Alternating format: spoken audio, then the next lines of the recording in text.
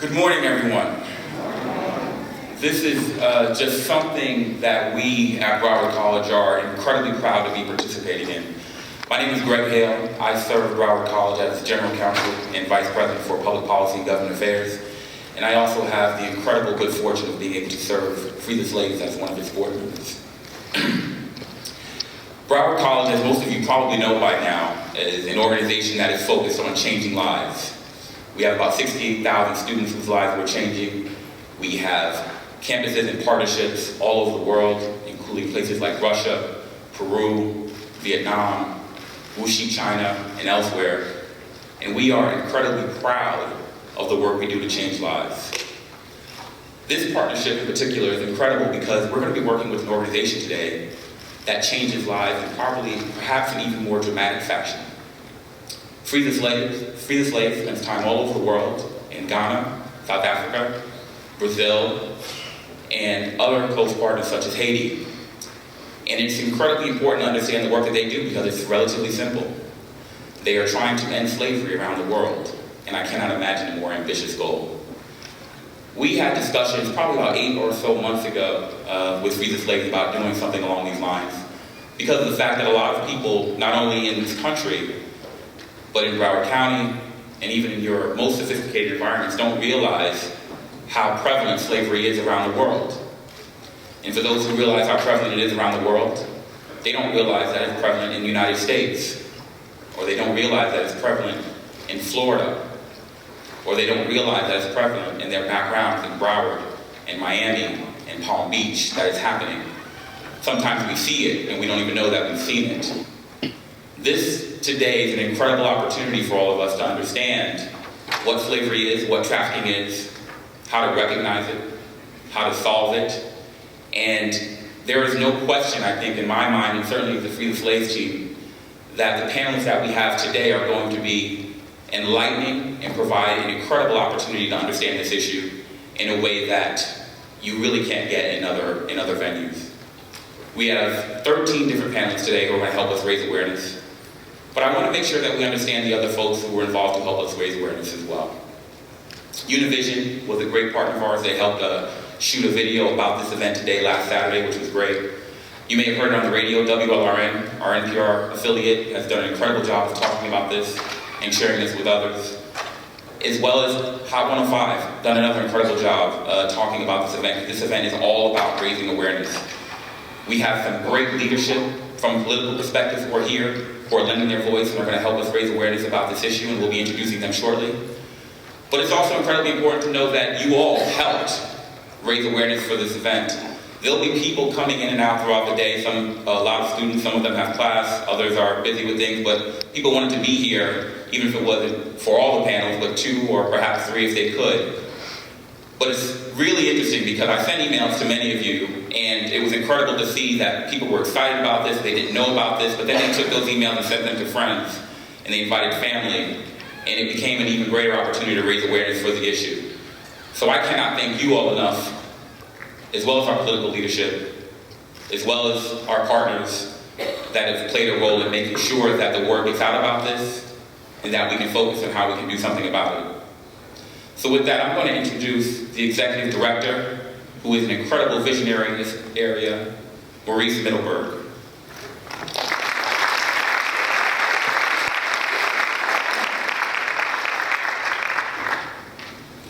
Good morning. That's the energy level I'm looking for. Thank you. So I want to say 3 quick things. The first thing I want to say is, God bless South Florida. And I say that for 2 reasons. The first is that my wife was born here and grew up in Fort Lauderdale, and this is where I met her almost 40 years ago. So, and her family is still in Florida, so this place has a very warm spot in my heart. And by warm, I mean warm, because last week, when it was 5 degrees, and I was shoveling 7 inches of snow to get my car out of the driveway, I kept thinking, next week in Florida, next week in Florida. Now, I want to thank my good friend Craig Hale for all the work that he has done to help make today possible. Our mission is, as Craig indicated, to liberate slaves and to change the systems that allow slavery to persist. And it is through events and venues like this, by engaging with interested people like yourselves, who want to be part of a burgeoning social movement, that slavery will finally come to an end.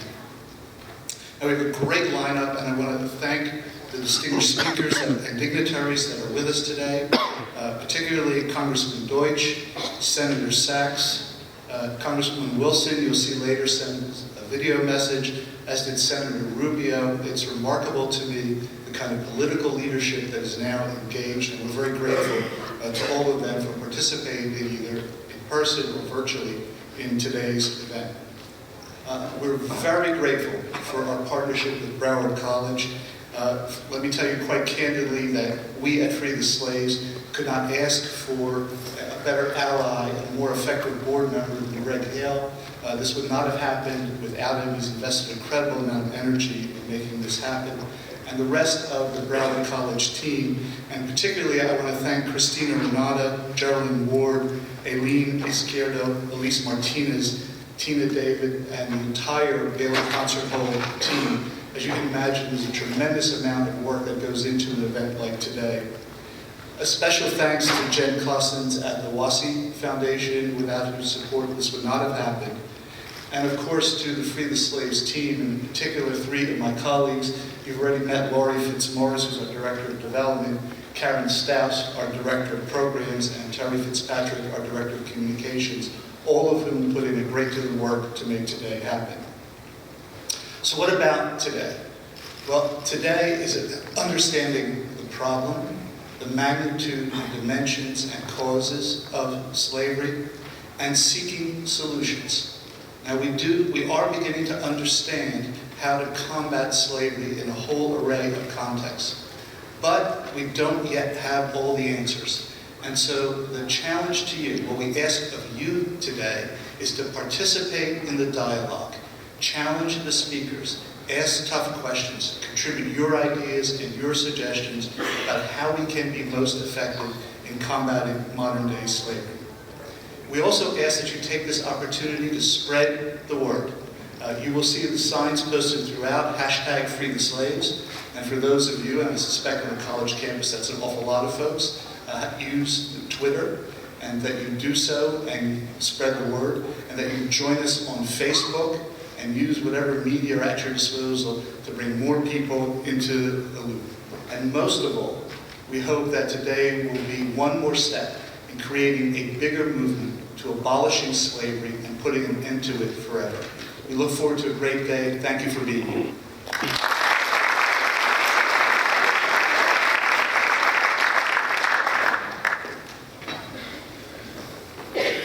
Thank you, Maurice, and thank you for mentioning Jen Cossins with the WASI Foundation. Jen was, I think, the second call I made once I decided that we could pull this off. And she's just been a tremendous ally in 100 different ways and an incredibly important person in this community. But this is an issue that's near and dear to her heart. So thank you, Jen and WASI Foundation, for your support. I'd like to introduce someone else who has just been incredibly supportive of Broward College and this community, particularly in this last session, and continues to be incredibly important to us. Senator Sachs makes a point of being at Broward College, learning about our issues, and what I actually did not know until relatively recently is her tremendous background in the world of human trafficking, in the amount of time and effort and years that she has in fact put behind this incredibly important cause. So with that, I'd like to invite Senator Maria Sachs to the stage.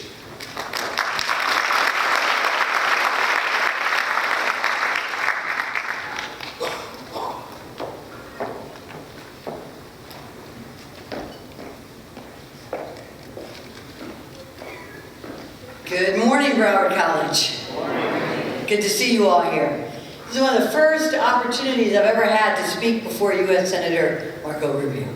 So I'm going to take this opportunity so that before any of the other dignitaries get here, we can begin. My name is Maria Sachs. I'm your state senator. But before I was a state senator, I was state attorney, assistant state attorney in Miami-Dade back in the days. Most of you probably in grade school, but it was when Janet Reno became state attorney in Miami. And I just graduating from University of Miami Law School, needed a job. She was there. She began hiring the first women prosecutors in Miami-Dade. So I began my career in criminal law, and I enjoyed every bit of it. After that, I was very fortunate to get to know Betty Williams.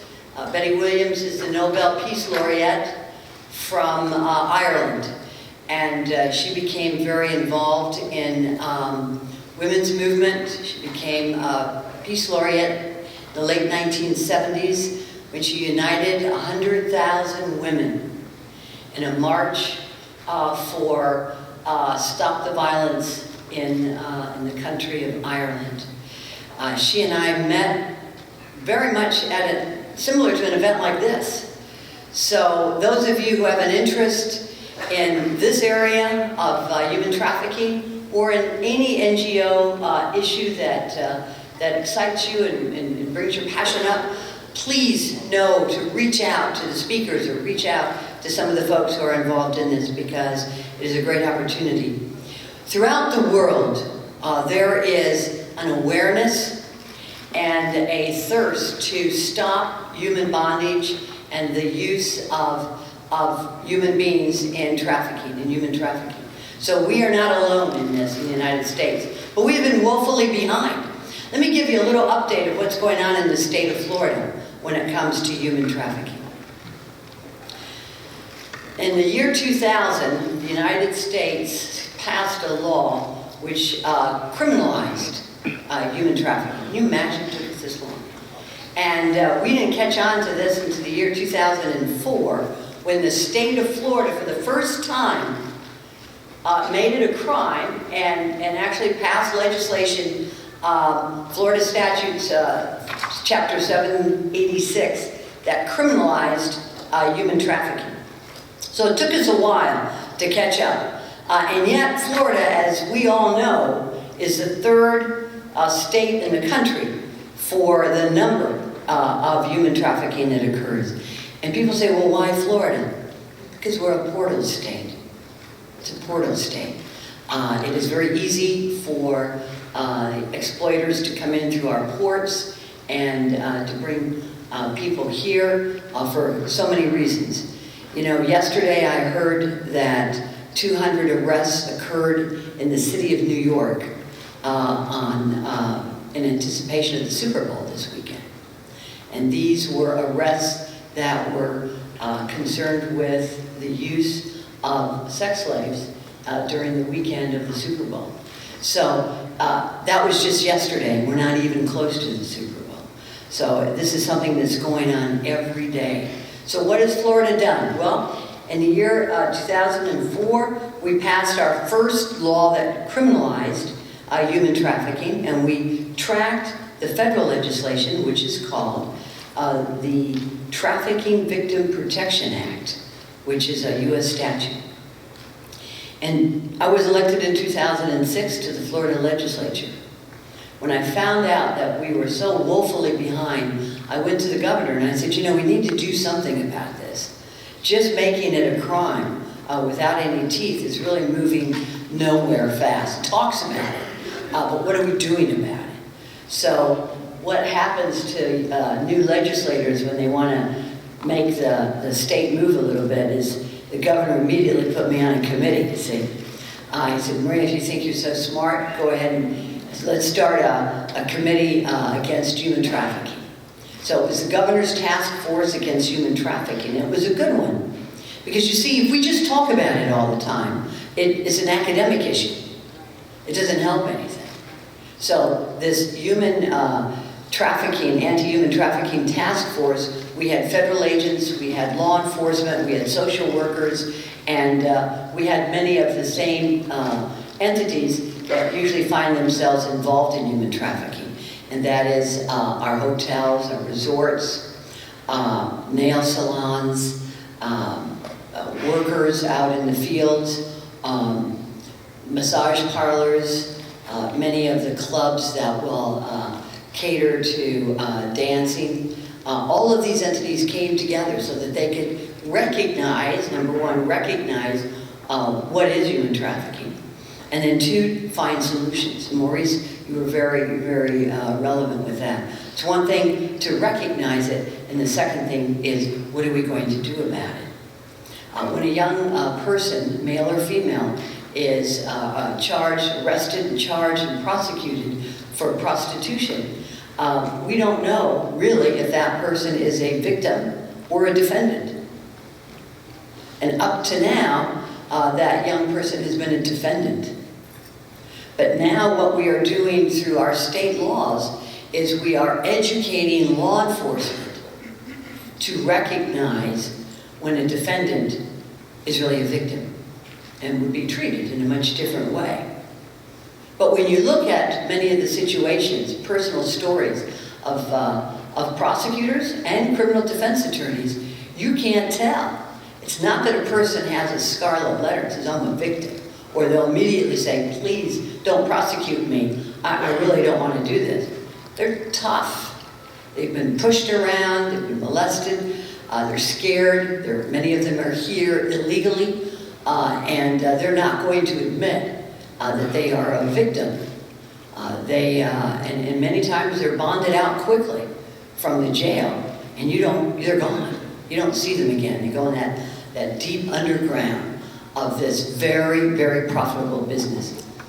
There are 3 profitable businesses, the largest criminal profitable businesses in the world are 1, the trade in drugs, 2, the trade in human beings, and 3, the trade in arms. This is a big business, and it's not going to easily be conquered, but it is through programs like this one. And thank you, Greg Hell. Thank you, Broward College, because this isn't just happening right here. What Broward College has done through the efforts of Greg Hell is spread this throughout the world. When I tell you it is a global issue, it is. And it's about time that the United States stepped up to the plate and said, we're going to be a player. And because of the efforts of Greg Hale and Broward College, this will soon resonate throughout the world. Second piece of legislation that came out of Florida State was in 2006.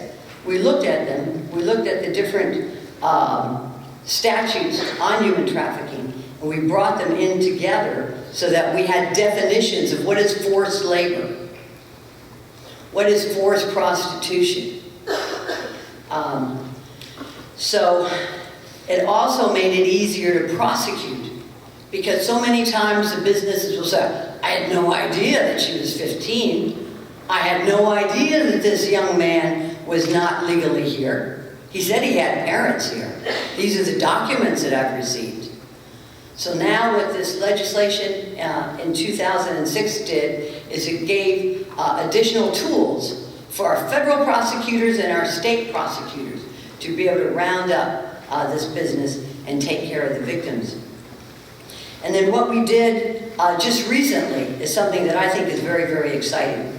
And we have never been able to be effective in the prosecution of human trafficking until this particular statute.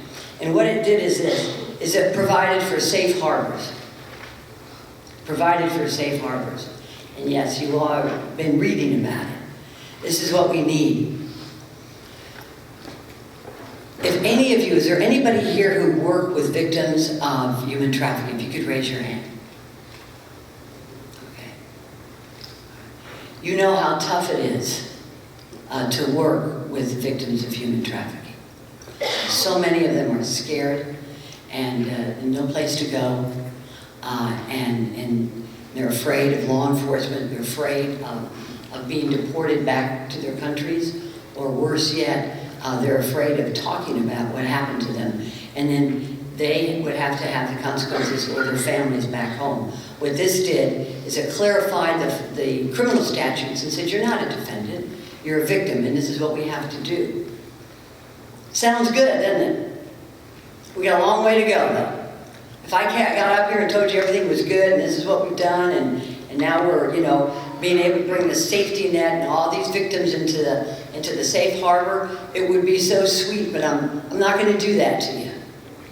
Because we need you to step up to the plate as well as legislators and make sure that we all participate in the enforcement of these laws. And let me tell you how you can do it. These are the things we need to do. Every place where there is alcohol sold in the state of Florida, there should be a requirement that there would be a document somewhere, maybe usually in the women's restroom or in the men's restroom, or somewhere where the public can see it, that says, if you are a victim of human trafficking, don't be afraid, call this number. And this is something that I'm going to be working on, and I would ask you also to get involved in. And you know what? Places can do this voluntarily. Any bus stations, train stations, as you see, if you go into an establishment, go ahead and ask the proprietor.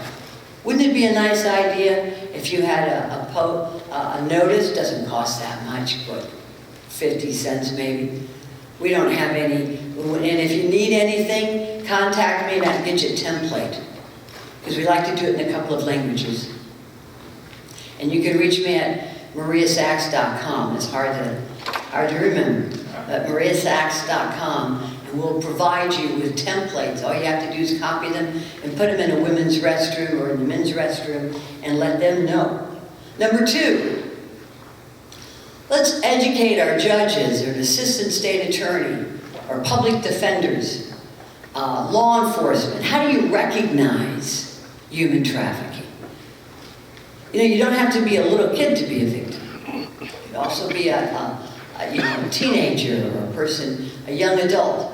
So these are the things that we need to do, and we need to have tougher sentences. Our judges need to make sure that anybody who is found to have perpetuated this crime, that we hit them up with a civil fine that's heavy because it's a business, and that they receive tough criminal sentences. And then lastly, if you see a situation where you feel uncomfortable, something's not right, and you know it. Could be a nail salon, could be a massage parlor, could be domestics, could be farm workers, in our everyday life. And this is the beauty of Americans, is that we do get involved. This isn't a problem that happened many, many years ago. This is a problem that's going on today, and we can put a stop to it. Contact your local law enforcement. Don't call me in. But you're welcome to contact me at any time on any of these issues. If you have any ideas, certainly let me know. And Greg, I'm going to conclude it here. I want to thank you very much, but especially I want to thank Broward College, because I'm speaking to you today, but I'm sure this is going to be telecast throughout the world, that America, and especially the state of Florida, will not stand idly by while human trafficking is going on. Thank you very much. I appreciate it.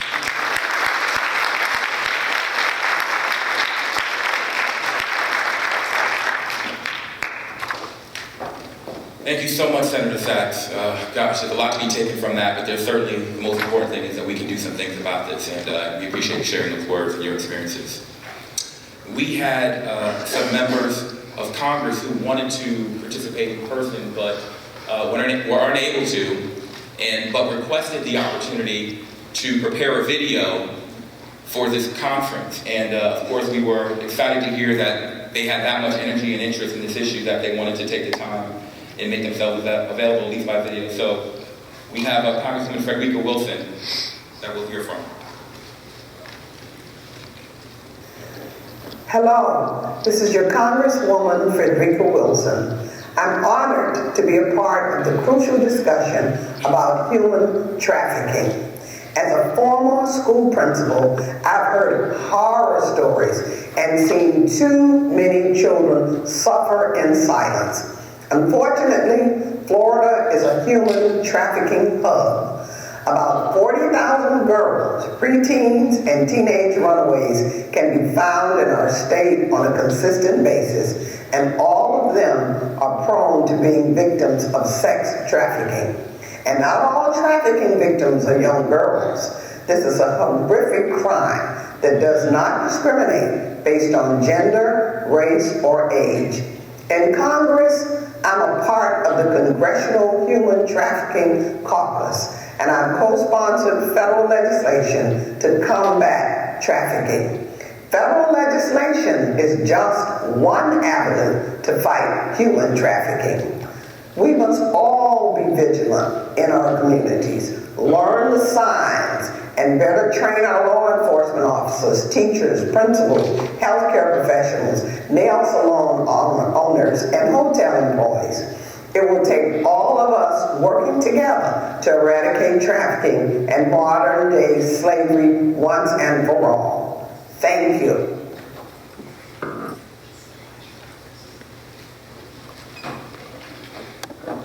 So, we're going to play one more video before we get to Congressman Deutsch, who just walked in.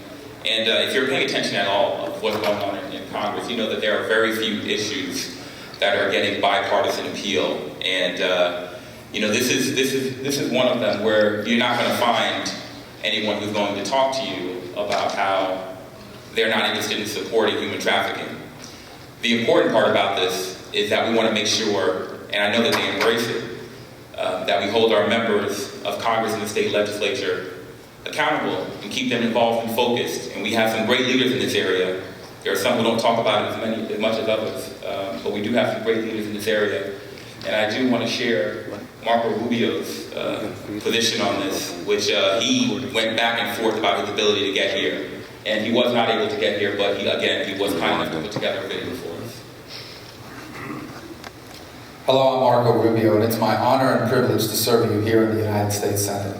I want to thank Broward College, Free the Slaves, and the WASI Foundation for organizing this event, and for all the work you do on behalf of human trafficking victims, and all the work you do to fight this grotesque form of modern-day slavery.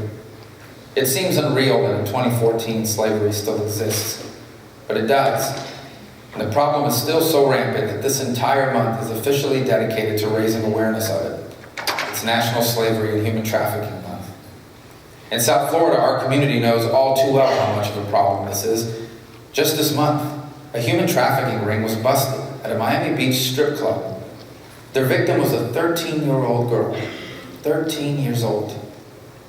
It seems unconscionable that anyone would target and exploit our precious children like this. But they do, and we need to do more to stop it.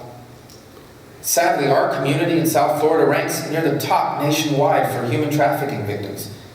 And every day seems to bring some new news story about victims being exploited. But fortunately, we're also seeing more and more stories of arrests, prosecutions, and jail sentences. And that's where your work is so important.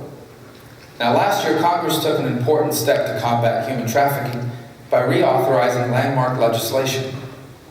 But still, significant gaps remain. For example, too many innocent children in our child welfare system are being targeted. For children, adoptions and foster care should be a lifeline to a better life, not a path to being a trafficking victim. So that's why I've introduced the Strengthening the Child Welfare Response to Human Trafficking Act, a bill to combat sex and labor trafficking in child welfare systems across the country. And we need your support to pressure Congress to get it passed and signed into law this year. But our concerns about this problem shouldn't just be limited only to what's happening here in the United States. For example, children are being trafficked into domestic servitude in Haiti or used for slave labor in Brazil's agriculture and timber sectors. It's happening virtually everywhere. We need a U.S. government at all levels engaged with foreign governments, law enforcement, civil society, the business community, and survivor activists to end human trafficking at home and abroad. So I want to thank you again for all the work you're doing and encourage you to continue your activism. It matters a lot, and it's the reason why many victims of trafficking have been rescued and given a second chance to reclaim their God-given dignity and achieve their God-given potential. Thank you for what you do. May God bless all of you. May God bless all those impacted by human trafficking. And may God always bless our country, the United States of America.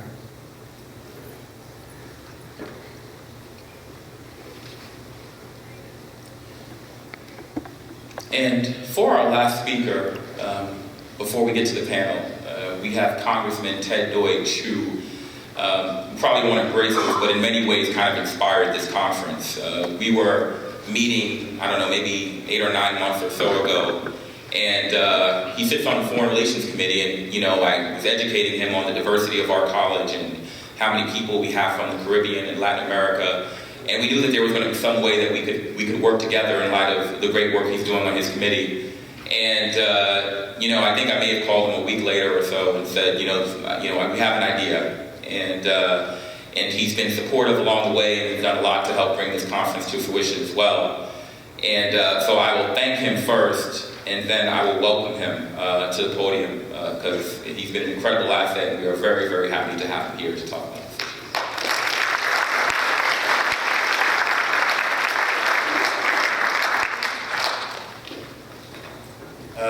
Thank you very much. That was very kind. And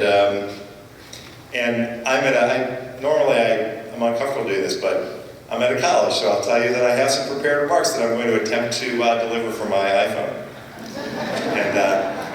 And we'll see how that goes. I appreciate this. I want to thank Broward College. I want to thank Free the Slaves for partnering to put this event together, and I particularly want to thank you for both bringing attention to this and to Free the Slaves for the incredible work that you do. The global trafficking of persons for sex and forced labor is one of the most pressing human rights issues that confront us, both at home and abroad. Human trafficking is an appalling violation of basic human rights that is global in scope, but is local, very local at the same time. It's an issue that, quite frankly, many Americans associate with third world countries. They don't think about it in their own towns and their own cities. For many people, it's almost impossible to believe that 150 years after the passage of the 13th Amendment to the Constitution outlawing slavery, that this vile form of slavery remains alive even in our own country. Human trafficking is, unfortunately, as I'm sure you've already heard, a big business that profits off of the enslavement and exploitation of some of the most vulnerable in our society. According to the United Nations Office on Drugs and Crime, human trafficking generates over $32 billion annually, rivaling the profits of illicit trade in arms and drugs. And domestically, human trafficking has grown into a well-developed industry that generates $9 billion. Human trafficking in human beings, the enslavement of human beings is a $9 billion industry in this country that's appalling. And it's the reason that meetings like this and programs like this to bring attention to it and to move forward to stop it are so vitally important. This modern-day slave trade poses a serious challenge to law enforcement in our communities and across our borders. Collecting statistics on human trafficking is particularly difficult because of the hidden nature of these activities. The United States Department of State estimates that only about 47,000 victims were brought to light in the last year, compared to up to 27 million people that are estimated to be living in slavery. That means that right now, anti-human trafficking efforts at home and abroad have a very, very long way to go. Domestically, we see traffickers intentionally seek out people who may already be struggling with poverty, with drugs, homelessness, and with other challenges. And these victims come from all walks of life, something else that we too often overlook. They may be migrant workers, forced into the sex trade by their employers. They may be immigrant women who come to America with the expectation of a new life, but shortly find that they were imported by domestic sex trafficking operations. They target drug addicts who are in need of care. who are lured into this work by false promises, and children, often in the foster system, who run away from home only to become sold as commodities. Internationally, the human trafficking crisis is one that spans nations and knows no borders. In fact, our increasingly globalized world has blurred the lines between transnational organized crime and domestic gang activity. One of the challenges of stopping global human trafficking is how it intersects with such a wide range of areas, from international humanitarian law to labor agreements, transnational crime, refugee crisis, migration, and more. It spans so many areas that it makes it so challenging to address. Last year, I was pleased to vote for reauthorizing the groundbreaking Trafficking Victims Protection Act. This law created the State Department's Office to Monitor and Combat Trafficking in persons. Every year, as a result of this legislation, the office produces one of the most powerful tools of our federal government, at our federal government's disposal, to pressure the international community to do more about human trafficking. It's known as the Trafficking in Persons Report, which is required by law to expose nations with human trafficking problems by grading them. And they're graded on a 3-tier system. Tier 1 is for countries who meet the minimum standards established by the law. Tier 2 is for countries that don't meet the minimum standards but are making significant efforts. Azerbaijan is an example. Tier 3 is for countries that don't meet the minimum standards at all, countries like Congo and Iran. The impact of this report worldwide should serve as a reminder of the ways our country can use soft power to advance human rights. Countries don't like to be mentioned in these reports as being perpetrators of trafficking of human beings. By failing to meet minimum standards on how to confront modern slavery, these nations find themselves at risk of losing vital foreign aid. It's a discussion that we have regularly in our Foreign Affairs Committee. But domestically, the United States also has to do a better job of stopping the vile sex trafficking operations that take place within our own borders. I'm also a member of the House Judiciary Committee, and I understand how vitally important the passage of comprehensive immigration reform is in our fight to stop human trafficking. Comprehensive immigration reform will do more than grow our economy. By drawing people out of the shadows and giving undocumented immigrants some legal status, we can better track and prosecute those who profit off of sex trafficking and the enslavement of migrant workers. Passing immigration reform will help us stop the trafficking in human beings.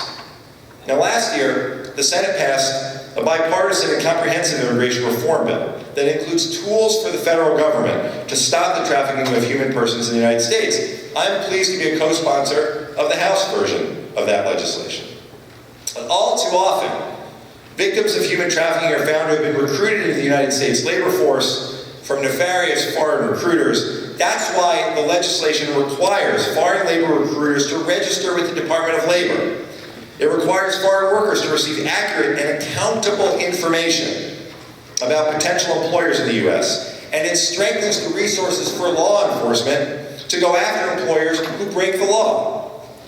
These measures, in addition being included in the House Comprehensive Immigration Reform Bill, are also moving forward as standalone legislation, the Fraudulent Overseas Recruitment and Trafficking Elimination Act, and we need to pass this legislation. We also have to implement strategies to prevent human beings from falling into the hands of domestic sex traffickers. That means moving forward with healthcare reform, especially with access to mental health and substance abuse programs, and it means toughening protections in our child foster care system. However, as a member of the House Judiciary Committee, I also believe we got to take steps to bolster the capabilities of law enforcement so that they can go after sex traffickers. One of the biggest challenges in ending sex trafficking is finding the resources in Washington, and that's why this year I co-sponsored the Justice for Trafficking in Victims Act. This bill would boost support for protection of victims in human trafficking by increasing law enforcement resources, enhancing the victim services, and increasing penalties for those who violate the law. The fund is deficit neutral. It doesn't add to our deficit, so everyone across the political spectrum ought to be able to support it. It's financed through fines on persons convicted of child pornography, human trafficking, child prostitution, and sexual exploitation. Finally, in 2010, President Obama declared January to be National Slavery and Human Trafficking Prevention Month. He called on our nation to acknowledge modern-day slavery and to do all that we must to end these despicable abuses of human rights. Today's event shows that South Florida is committed to playing its part in this most important fight. I look forward to working with all of you in the days and months ahead to strengthen our community's response to sex trafficking, to ensure that those who profit off of the enslavement of human beings are brought to justice, and to remind our community and the nation that there is no place for modern-day slavery in America or anywhere in the world, and we will work together to stop it. Thank you very much for holding this today. Thank you for being here.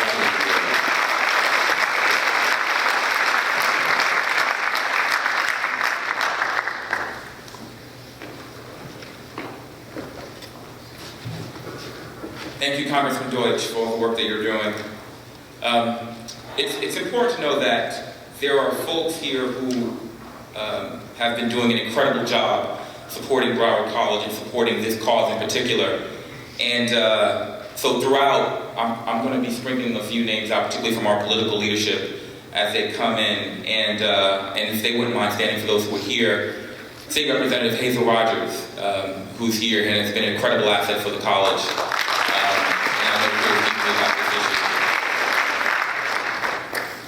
We have Willistine Lawson, who's actually here with, from Senator Nelson's office. I know that Senator Nelson wanted to be here, but Willistine, again, has been a great ambassador. And we have Broward County School Board member and friend and fan of the college, Robin Bartleman, here as well.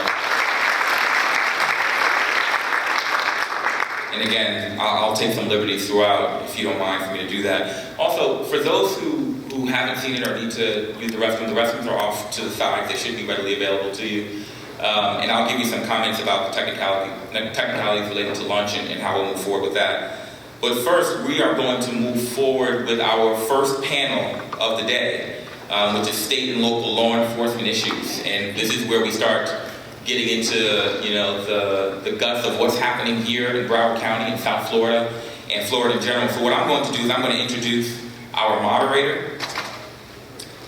She is Assistant United States Attorney Barbara Martinez. Ms. Martinez is the Chief of the Special Prosecution Section in Miami United States Attorney's Office, supervising the prosecution of child exploitation, sex trafficking, and other violent crimes. AUSA Martinez is also the Human Trafficking Coordinator and the Project Safe Childhood Coordinator for the Southern District of Florida, coordinating among non-governmental entities, federal, state, and local law enforcement officers and prosecutors. And she also teaches human trafficking at the University of Miami School of Law and regularly trains and raises awareness among diverse audiences.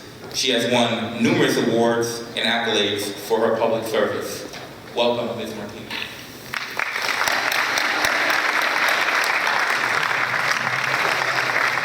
I'm 5 feet, so usually I like to stand tall. Well, good morning, and thank you so much for being here and for all of the support that so many people have given to make this possible. As you heard, I am a federal prosecutor, and I'm honored to be here with you today to talk about this very important topic. And I'm privileged to be here with people who I know personally and have worked with some for years on our efforts to combat human trafficking in South Florida. So before we get started and I introduce these wonderful people and we talk about all of their hard work, I want to give you a little bit of hard information, I guess, about South Florida and what is happening here.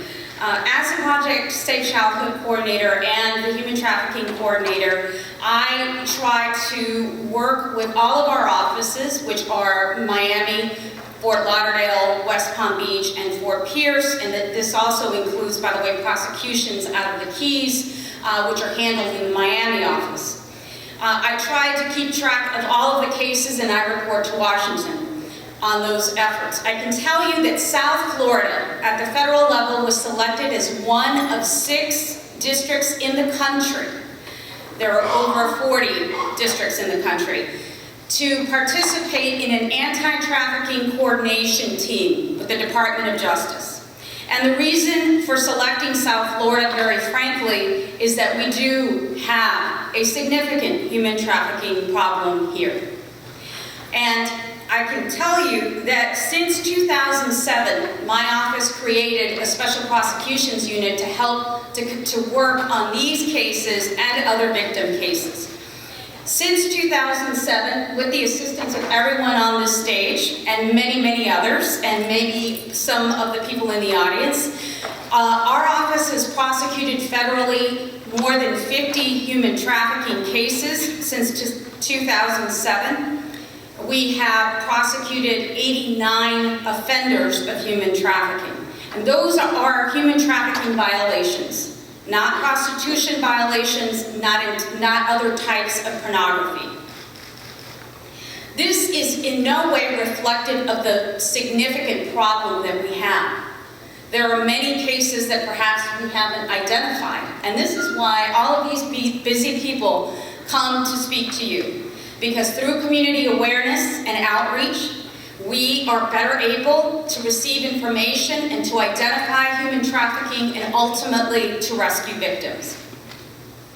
So I do want to share with you that for Broward specifically, as a human trafficking coordinator, I've seen more activity in Broward in sex trafficking, especially of minors, than in other locations in South Florida.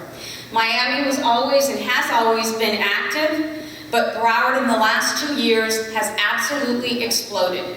We have had more victims of domestic sex trafficking of minors in Broward in the last 2 years than in other places in South Florida, including Miami. And we have law enforcement officers that can tell you a little bit more about some of those cases. It is I just want to interrupt for 1 second. Yes. This is really important. We're going to ask for some engagement from you all. And I want to make sure that you actually have the Twitter hashtag feed, okay? It's going to be hashtag Free the Slave at Broward College. That's how we'll be taking questions. That's going to be some great things that inspire you, I'm sure. Pardon me. Oh, no problem. So with all of that in mind, and by the way, you should know, right now we do have I believe it's 3 cases pending involving sex trafficking of minors in Broward, Fort Lauderdale alone. So I hope that gives you a basic understanding of the significance of the problem here. It doesn't mean that there isn't a lot more work to be done, and certainly our state counterparts and the new state legislation is very helpful for us, because what is needed certainly is a team effort. Let me go ahead and just begin by introducing our first panel speaker. And I now have to wear reading glasses, so bear with me. So Katerina Rosenblatt has a personal story of human trafficking from the time she was just 13 years of age to 17. Throughout her early life, she experienced 4 separate trafficking scenarios, which range from the less organized family traffickers who recruited her through a friend in her middle school to the more organized hotel and local prostitution rings and modeling scam. All of her experiences were centered on the metropolitan area of Miami, here in the U.S. She was successful in escaping and feels a sincere call of passion to rescue others who are trapped and caught in the life of human trafficking. More specifically, domestic minor sex trafficking. God saved me, so what can I help, or how can I help save others who are caught up in the life? She has spoken at various venues, including reaching out to churches, faith-based organizations, schools, and universities to provide awareness on human trafficking, as well as building support and network within the community. She will teach at an upcoming course of human trafficking at Trinity International University, where she currently serves as a member of the adjunct faculty. She holds an LLM degree from St. Thomas University School of Law, and in her final year of PhD studies in conflict analysis and resolution. While at St. Thomas, she was a member of the Intercultural Human Rights Law Review on global human trafficking and child soldiering, and remains a part of the Human Trafficking Academy. She's done a number of speaking engagements, too many to mention. She's published articles on human trafficking, but most importantly, Katerina has been the pioneer of first-time outreaches to local victims of human trafficking in such places as girls' juvenile detention facility, truck stops, strip clubs, group homes, public homes, churches, and youth organizations to talk about the dangers connected with domestic abuse and human trafficking in hopes of making an impact in the lives of children. As a result, girls have been saved, and I have witnessed that. Katerina currently works alongside law enforcement through the South Florida Human Trafficking Task Force. To date, she has helped to rescue several children out of sex trafficking scenarios here, and her outreaches and talks continue to build an army of survivors to go out and rescue even more children. So thank you, Katerina.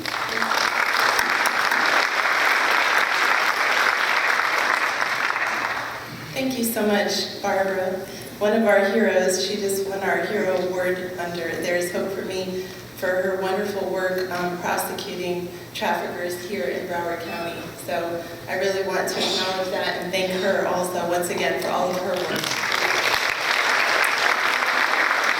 Thank you so much. Well, Katerina, you know, obviously we want to understand the problem, and in order to do that, I think it's best if you can start off by painting a picture for the audience about what sex trafficking can look like right here in South Florida, which is home to many of us. Thank you, absolutely. Growing up here in South Florida, like the story you heard earlier from our representatives, I was just 13 years old when I was first recruited into the life of sex trafficking. I was from a dysfunctional home life where many kids come from who are recruited because traffickers prey upon the vulnerability. And at 13 years old, a trafficking ring spotted me at a hotel in Miami Beach.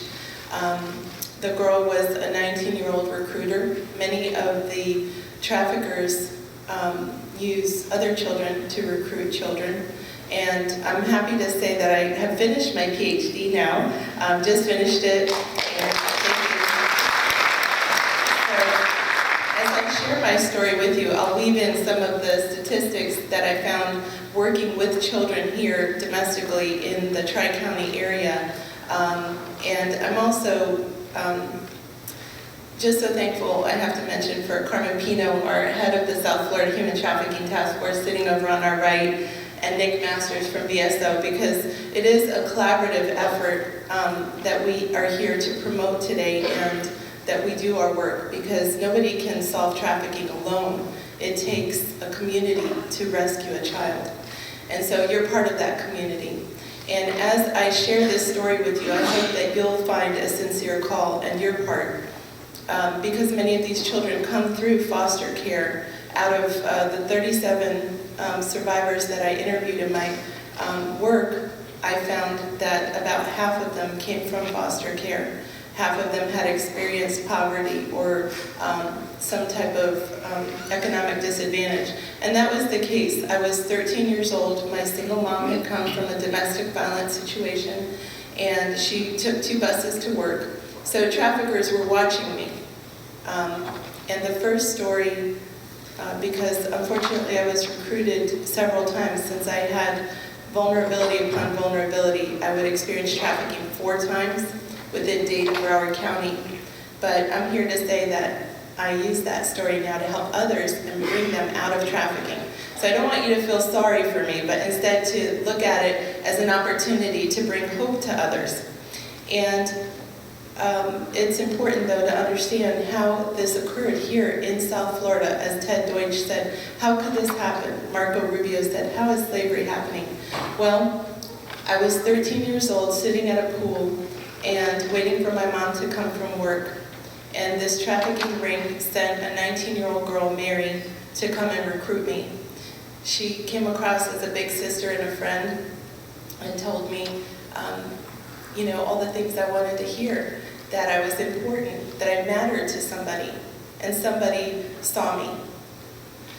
Eventually, she gained my trust, and she introduced me to her pimp, who looks like a pastor I know here in Broward County. He had 2- and 3-year-old little kids of his own that he was playing with at the pool. So pimps have families, and they are in every part of our society. Even within the faith community, even within DCF, there have been traffickers. So no one is immune to being affected by this. At 13 years old, though, I had a wound, and I call it the daddy hole. My father was very abusive, and so when I met this pimp, he told me I could call him daddy. Mary had learned that that was my #1 vulnerability, and used that to gain my trust. And he told me, if you ever need anything, just ask me. And it started with $1 and a bag of chips. I was hungry. My mom didn't have a lot of money and extra money, and so he handed me $1. And he said, but one day you'll owe me. And that day would come. Of course, unbeknownst to me, there was, as Barbara said, a whole industry behind this recruitment, a multi-million-dollar industry, where they were using children to recruit other children into the life of sex trafficking. This was about 25 years ago. Imagine today. Back then, if you got involved in trafficking, you went missing, and your face wound up on a milk carton. That was the extent of it. And so when I got recruited the first time, this trafficking ring introduced me to a man. After finding out my vulnerability, like I said, was the daddy hole, Mary said, there is a man who wants to be a dad to you, and I want you to dress up. And I'm skipping through some of the parts for the sake of time. You'll have to wait to read the book. It's coming out later in the year called Stolen. So thankfully I have a book contract on that, and you can read all about it. But she said, we're going to play a game, and you're going to get to be the bride. She said, do you have a white dress? And I said, yes. And she said, okay, I want you to dress up. And seeing how I had reacted to her pimp, that was what they used to get me to go along in meeting the first John. Because you have to understand, most children, or I should say all children, are opposed to being sexually abused. Wouldn't we agree? And that's what trafficking is. It's paid sexual abuse. You're not voluntarily getting into this because you think this is a cool life. Out of the 37 kids that I worked with, 15 said there was some level of force. Now, under the Trafficking Victims Protection Act, they don't even need to show force, fraud, or coercion. However, there are elements of that usually in the relationship in the beginning. But eventually they buy into the lie and become hardened to the life because they think they have no choice. When I met this man, I was still young and naive, and she introduced me to him, invited me inside, and so I'm painting the picture of the daddy hole, still hoping that this man is going to be what she's painting the picture, a father figure, a home life, a sense of belonging, because my home was dysfunctional. My dad beat me. I didn't understand what safe love was, so how are you supposed to know the difference? And when Mary took me to meet the first John, she used that lure and told me it was about love, that this man really wanted to care for me. And so they sell you on hope. When I went to the hotel room in Miami Beach, it was on the 2nd floor, the same hotel we were living at with my mom and my brother. And she took us inside, locked the door, and there was a man, 65 years old, half-dressed, with a beer belly hanging out, and he was ready to partake in his transaction. I was dressed in my little bride outfit, thinking we were going to play a game, and he looked at me and he said, "You're so beautiful." And she said, "Here's your girl, ready for you." Like he ordered up a pizza. And I had no idea that I was even for sale or at risk to being kidnapped or recruited.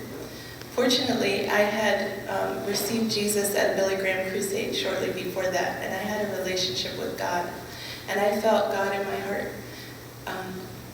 telling me that I wasn't safe. I remember they asked me if I wanted to take some marijuana that was on a plate, and I said, no, thank you. And they began to negotiate my price, getting nervous and seeing that they might not get away with what they planned. Mary said, well, how much will you pay for your girl? And he said, $500. And she said, no, she's a virgin, $550. And he looked at me and he said, are you a virgin? And I said, I don't know, I guess so. I was kind of naive. And he said, well, have you had sex with anyone? And I said, no. And he said, okay, $550. So the deal was done. That's what I was worth to them. But see, I didn't take the pot. As we heard earlier, drugs are a gateway to trafficking. Once you open the door, when I talk to kids, I say, once you open the door to that marijuana or cocaine, you can't control what your body's going to do next. We have one of our hero law enforcement in the audience who we worked with on a case in another county, and our girl that we're working with is still dealing with drug addiction. Even though he did a great job of getting her pimp arrested, unfortunately the addiction lasts and can last for a very long time. Fortunately, I didn't take the pot that day, so I was safe. And when John asked me, would anyone miss you if you were gone? I said, yeah, my mom would miss me. And he said, would anyone hear you if you screamed right now? I said, yeah, my mom would hear me, and I would scream really loudly. And I remember praying there for God to help me. And he did, he gave me the words, and I got bold. 13 years old, I was like, you're gonna have to take me down. I don't know what you're planning. I couldn't understand because your frontal lobe is not fully developed until you're 24. All I knew is that my best friend, over the course of a month, which again I have found out through my work, is the approximate time that traffickers take to gain the trust of a child, a month or less. I thought she was my best friend. Why is this man asking me about sex? Why are they wanting me to do drugs? Why am I feeling unsafe? And I got upset and I was defiant. And that began my fight against trafficking, I guess you could say. And the guy got upset, the John, and he kicked us out. And I was safe for the day.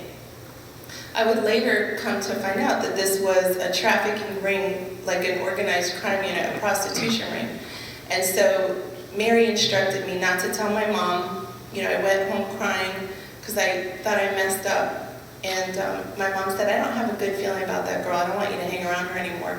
So the next day, just to speed up the story, they essentially kidnapped me and drugged me and lured me away from the hotel in Miami Beach and dumped my body on the side of the road in North Miami.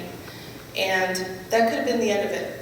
The drug they gave me, the doctor said, was lethal enough to kill me. But somehow, God gave me the strength to walk, and I staggered to a payphone that was attached to an abandoned building. And I was able to dial 0 before passing out, and they located me. My mom found me. Unfortunately, back then there were no symposiums like this, so we didn't know what trafficking was. My mom didn't report it because the MO from abusive homes is that you don't tell, and I knew that. So instead, we just moved. But not before sneaking out of the hotel room while my mom was looking for an apartment. I got bored, and there I saw Mary recruiting a 10-year-old little boy. And when she saw me, she looked like she saw a ghost. And that's when I knew she wasn't my friend. When I've done outreaches, as Barbara said, to the public school system, I found in the last school year over a dozen kids here in Broward County had experienced either some form of sex trafficking or were in the process of being recruited right in the public school today. They are being recruited right here, right now. And 1/3 were boys. Today, kids are being trafficked here in our school system as we're sitting here talking about it. We need to pray for them, and we need to act. So that's what we're here today to do, is to build that collaborative effort and to act upon it. Thankfully, the first time I got away. The next time I wouldn't be so lucky because they recruited me in my school system. It was 7th grade at John F. Kennedy Middle School in Miami. And it was my friend in my history class. Her dad was a trafficker. And he was using his little girl to recruit other kids because he was a pedophile. Kids recruiting kids. She recruited me. We went to a sleepover. Keep in mind, nothing was done about the first one. I was just glad to be back with my mom, not realizing what had actually taken place. So the second time, it was a little bit easier. Still being abused at home, trying to get away from that, I slept on the sofa at my friend's house. Eventually, her dad saw an opportunity, because that's what they are opportunists. And he recruited, it was about 3 of us from the middle school. He gained money from the use of us, and his friends, who were also pedophiles, came to their house, picked out the girls they wanted, and the game that they had set up all of a sudden wasn't so much fun when they blindfolded us and took us to a brothel in Broward County. Now, I've learned to tell the truth about this story because I used to call it a family trafficking ring, a secret apartment, until Carmen Pino about 3 years ago said, "Kat, you need to stop sugarcoating it." It was organized crime, and that was a brothel. And out of the 37 girls that I worked with in the Tri-County area, 21 said that they have been sold to brothels in Dade, Broward, and Palm Beach counties. That means there's 21 brothels. Those are residential houses and apartments being used for sex trafficking. Forced sex. Sex with minors. One girl that I met in a juvenile center said she was forced to recruit a 9-year-old at the park. And then they were chained to beds in the state of Florida. These are terrible things. And that's why I'm so grateful for all the partners that are on this stage today, because they do the hard work of catching the bad guys, of prosecuting them, so that they're no longer on the streets recruiting our little children, our sisters and brothers. As I tell you the next story, you'll start to see how a child can quickly become trapped into this life. Once they introduce drugs into your system, you're fighting a bigger battle. Instead of having pancakes and pool parties, we had cocaine and alcohol. That's how this sleepover turned out. Being violated, being addicted to cocaine in my middle school. When I saw the opportunity to leave, the guy who was guarding the door wasn't there. And I remember God speaking to my heart that he had a plan for me. I'm sorry, but that's the only thing that saved me. You know, my faith in God. I ran. I wasn't high that day. They had painted a picture that we were going to be big girls, but this didn't feel like I thought it would. I was embarrassed. I was ashamed. I was on coke. I wasn't going to school. I had run away, not intentionally. I just couldn't get away from them. I didn't know where I was. They took us from Miami to Broward, and I didn't drive, so I didn't know how to get home. I didn't know the directions. And when I ran away, I found myself in the back of an apartment complex here in Broward County. And I was walking around. The only way I knew it was Broward was because on the car ride over, I demanded for them to tell us where we were going. And he said, "You're in Broward County, shut up, that's all you need to know." That's when I realized we're not in Kansas anymore. This isn't fun. And so they can turn on you very quickly. You know, they use a lot of manipulation, a lot of intimidation tactics. And so when I was walking around, I was looking for somebody to help me get back. And nobody came. Instead, people looked at me like, "What's wrong with you? You're a minor. You should be in school." You know, 20 years ago, can you imagine? You know, all disheveled, like I've been up to no good. I was, but not intentionally. See, I had innocence, but it was being robbed from me. I made it back because they found me. They took us back to my friend's house where her dad was, to complain and to tell on me that I was giving them trouble. And so how they dealt with me was 3 grown men sat me down and they intimidated me.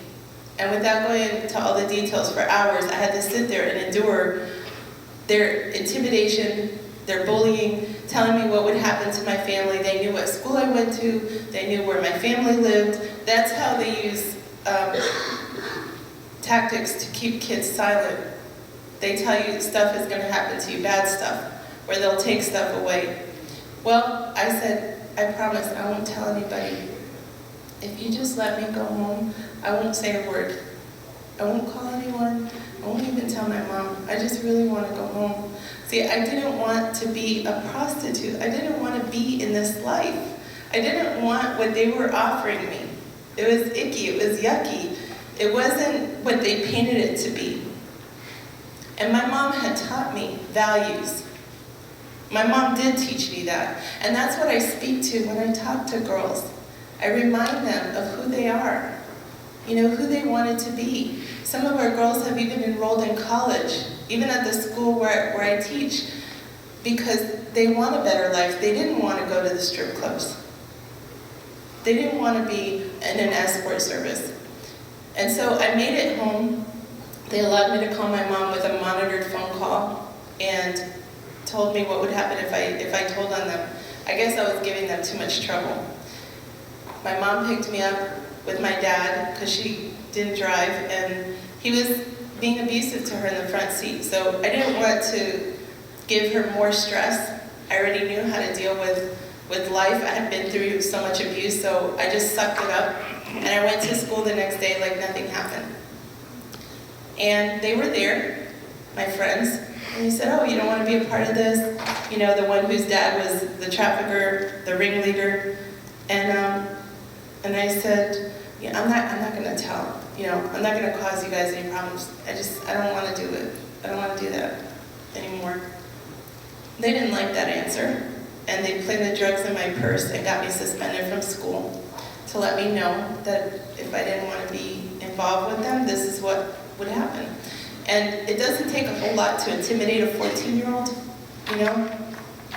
A little bullying, get you suspended, you get the message.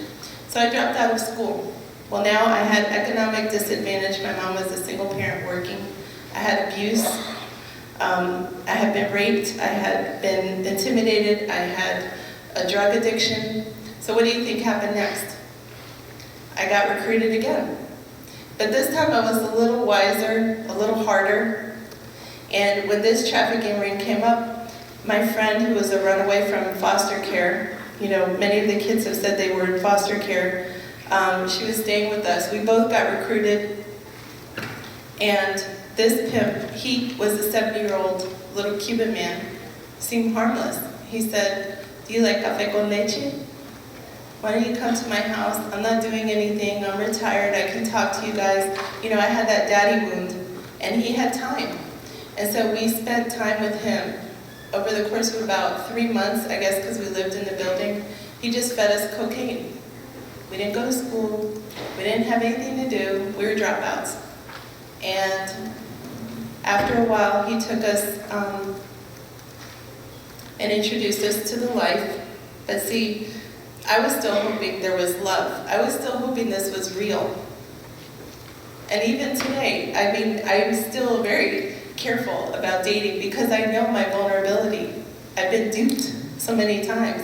So even though you come out of trafficking, it doesn't mean that the child is completely healed.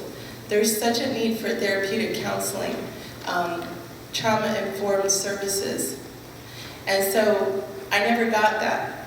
I was suicidal, I was depressed, I was on drugs, anything to make me forget being kidnapped, being molested, anything.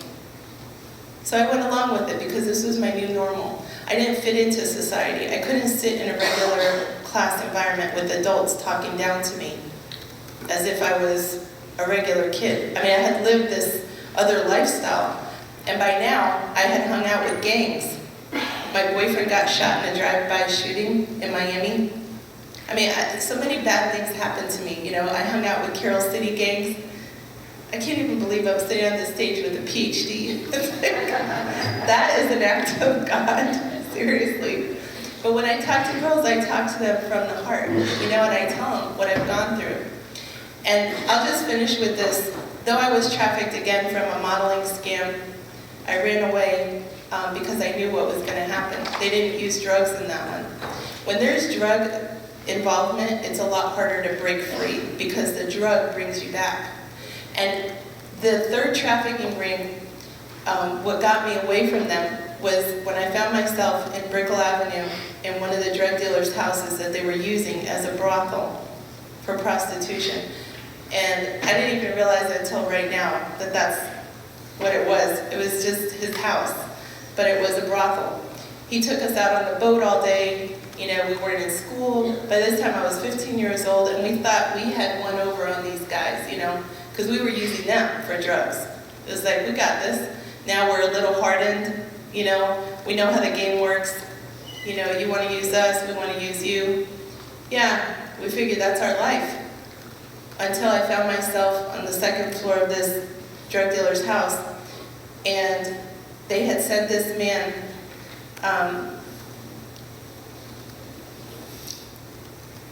and he was, I'll just finish the story. He was raping me, and this guy had scars on his face, and I didn't want to go with him. And they said, I don't care. Get the F upstairs, that's what you're here for. And that's when I realized who they were, you know, carrying guns, drug dealers. And in the middle of this sex act, this guy got sick. And he dragged me downstairs. He had been violent. And he dragged me downstairs. He said, this girl is, this, you know, and not so many nice words, this whore is cursed. But you know, I knew I wasn't. I knew God had protected me. Because I would find out the next day that this guy had AIDS. And they were infecting all the little girls in our ring, our group. Because there was a myth that if you have sex with little girls, you lose your AIDS disease. You know, some of you from the health division know that's not true. And my friends were dying. It wasn't like today, there's medicine.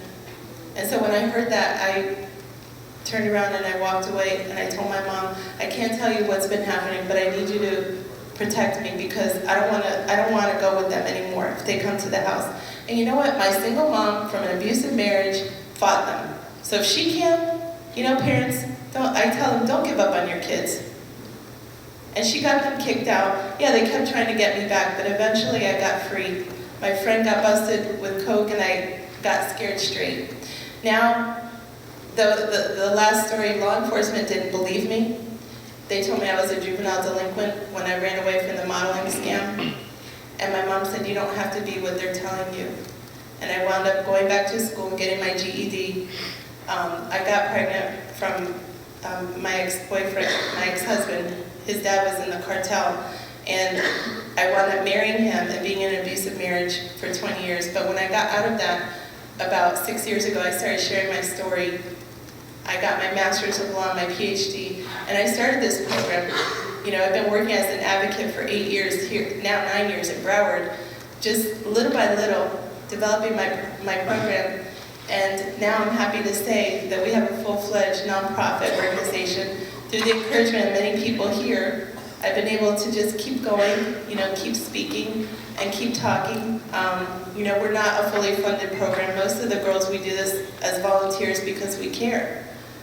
And as a result, we've been able to help many girls come out of trafficking. And so what I do is I tell them, if there's hope for me, there's hope for you. So thank you for listening to my story.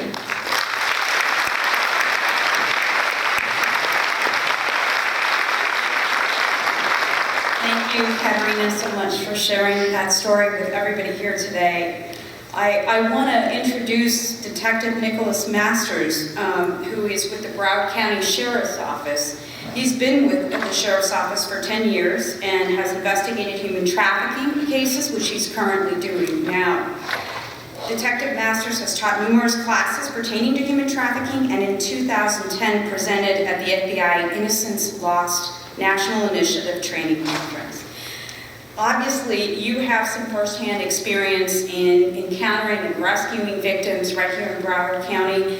what can you tell us about what the Broward Sheriff's Office is doing currently or presently to combat human trafficking? Currently, I'm assigned to the Strategic Investigations Division with the Internet Crimes Against Children and Human Trafficking Task Force. The Broward Sheriff's Office combined human trafficking with the Internet Crimes Against Children because most of our domestic sex trafficking victims are victimized through online services, different classified websites, online forums, and things like that. The technology is obviously starting to supersede or excel past what the statutes and the capabilities, so we kind of have to change how we investigate these crimes. So that's why we collaborate along with the U.S. Attorney's Office, with the State Attorney's Office, State Attorney's Office Sex Crimes Unit, the Cyber Crimes Unit, and the Organized Crime Unit, so that we can get all of the aspects, whether it's just the human trafficking side of it, or the sexual abuse of the child victims. We started going a little bit deeper into the investigations when we come across a child victim. We've swung away from taking them into custody and charging them with prostitution. We initially try and get them the victim services that they need. If we can identify any of the Johns that, or as they like to call themselves, the hobbyists, which would be the customers. They think it's a hobby, they think it's a game. If we can identify who they are, then we take that to the State Attorney's Office and we charge the customers with the sexual abuse of a child, and then we work our way back up to the traffickers or the pimps, and we work between Barbara's office, the Fort Lauderdale office, with the U.S. Attorney's Office, and see where we can get the most effective punishment. We've also started to, as I said, with the traditional prostitution stings, the Sheriff's Office has started to swing more towards, we do them periodically, but more for intel, interviewing, trying to let the girls know, whether they're adults or juveniles, that there are services out there. And if they come forward, then we do work with the State Attorney's Office to try and work with, because with the charges, most of the time they're not willing to come forward at the time that they're caught up in a sting and speak about their potential trafficker or their pimp. It comes later on down the road. So we make sure that they have the services in place that they need and the contact information that when they decide to come forward, that we're there to help them move along the process. We've also started more intensive operations and stings on a larger scale, targeting the Johns, both the Johns or customers that are specifically targeting children, and those that are just generally out there buying sex. There's no way for these customers to know whether or not the person that they're paying for sex, if they're getting to keep that money, if they have been kidnapped, if they're being forced into it, or if they're doing it voluntarily. I can tell you in the 5 to 6 years that I've investigated human trafficking, there's very few girls that are involved in escorting, as it's called, or prostitution, that are there willingly. At some point or another, they may be there willingly now, but at some point or the other, that was not a life that they chose for themselves. They were forced into that life, they were steered that way, or recruited into it. So we target the customers as well as the buyers of sex. As some of the people have spoken about before with the legislature and the statutes, there's actually a statute in Florida for buying sex under the prostitution statute that carries a mandatory $5,000 fine, and $4,500 of that goes directly to the trust fund to help build safe places and safe houses for victims of human trafficking. So we try and use that statute to help, because obviously funding is always an issue with any of the new offenses, which this isn't a new offense, but it's a new offense that law enforcement as a whole is getting into. So we're working very closely with the State Attorney's Office to make sure that that particular statute, if we do an operation and we charge somebody under that statute, that it's not pled down to something else, it's not changed to a different statute under prostitution that doesn't carry a fine. That's a very important part. And you're talking about the Johns, right? Correct. Okay, so let's talk a little bit about the traffickers. Do you know what the penalties are Because I do if you don't. But No, with the traffickers, the state and the federal guidelines are not the guidelines, but the actual statutes are very similar. The statutes are much stronger in the federal side, which is why we try and steer our cases towards the U.S. Attorney's Office. Because although the state and federal statutes carry minimum mandatories, the federal statutes carry much higher once they start adding in all the add-on components of, using the internet, or depending upon the age of the victim, the prior criminal history. They can actually receive life in the federal system where they can't get that in the state system. And let me add, so in the federal system, you have a 10-year mandatory minimum or a 15-year mandatory minimum for human trafficking violations. Very important, I think, to note, and so I'm going to jump in and say this. You have to prove under the Trafficking Victim Protection Act, and that's the federal law, if we're talking about sex trafficking, force, fraud, or coercion. And that's if we're talking about adults. Or, so it's force, fraud, or coercion, or a minor. So we do not have to prove force, fraud, and coercion if the victim is a minor. And important to note, the reason is this. Look for the vulnerabilities of a victim. That's an essential element in any trafficking scenario. And our children are vulnerable just by their age.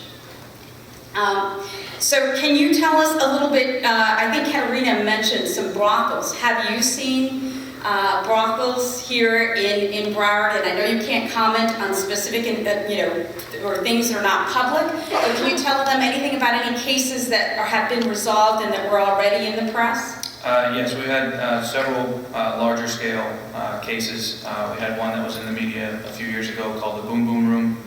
Resulted in, there was actually 8 child victims that were being brought through that particular brothel. 8 victims in one case?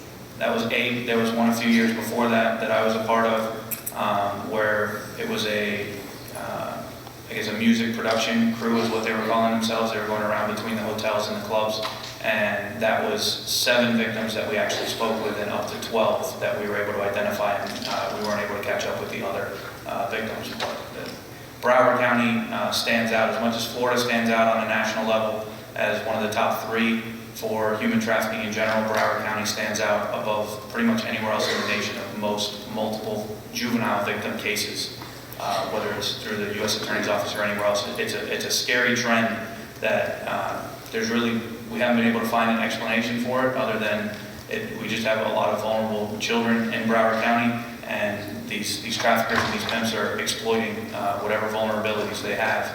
And we're finding that across the nation, when you talk with other investigators and other agencies, they get the 5 or 6 girls with one pimp and one, maybe 2 of them as a juvenile. Here we're getting traffickers that are specifically only dealing in children. They may have one adult that controls the rest of them, but all of the other 4, 5, 6, 7, 8 children will be involved in it, and that's where that's the trend that we're seeing here in Broward County.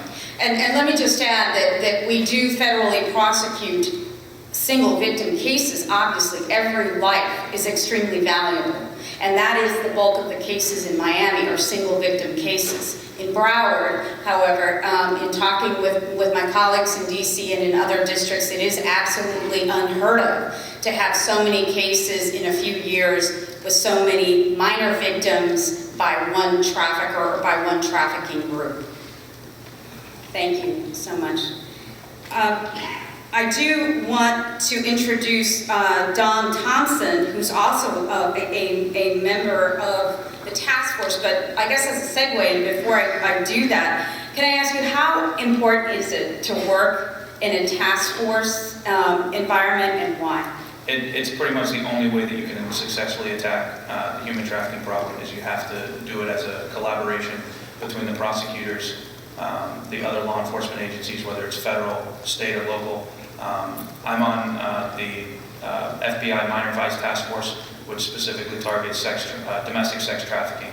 and we work closely with the Miami-Dade Police Department. I know there's a few of you here today. The Fort Lauderdale Police Department, Coral Springs, Davie. There's several people, and we've now started to incorporate the other affiliates from the Internet Crimes Against Children, because it does kind of bounce back and forth with the sexual exploitation through the traffickers and the production of child pornography. It's starting to go hand in hand and back and forth.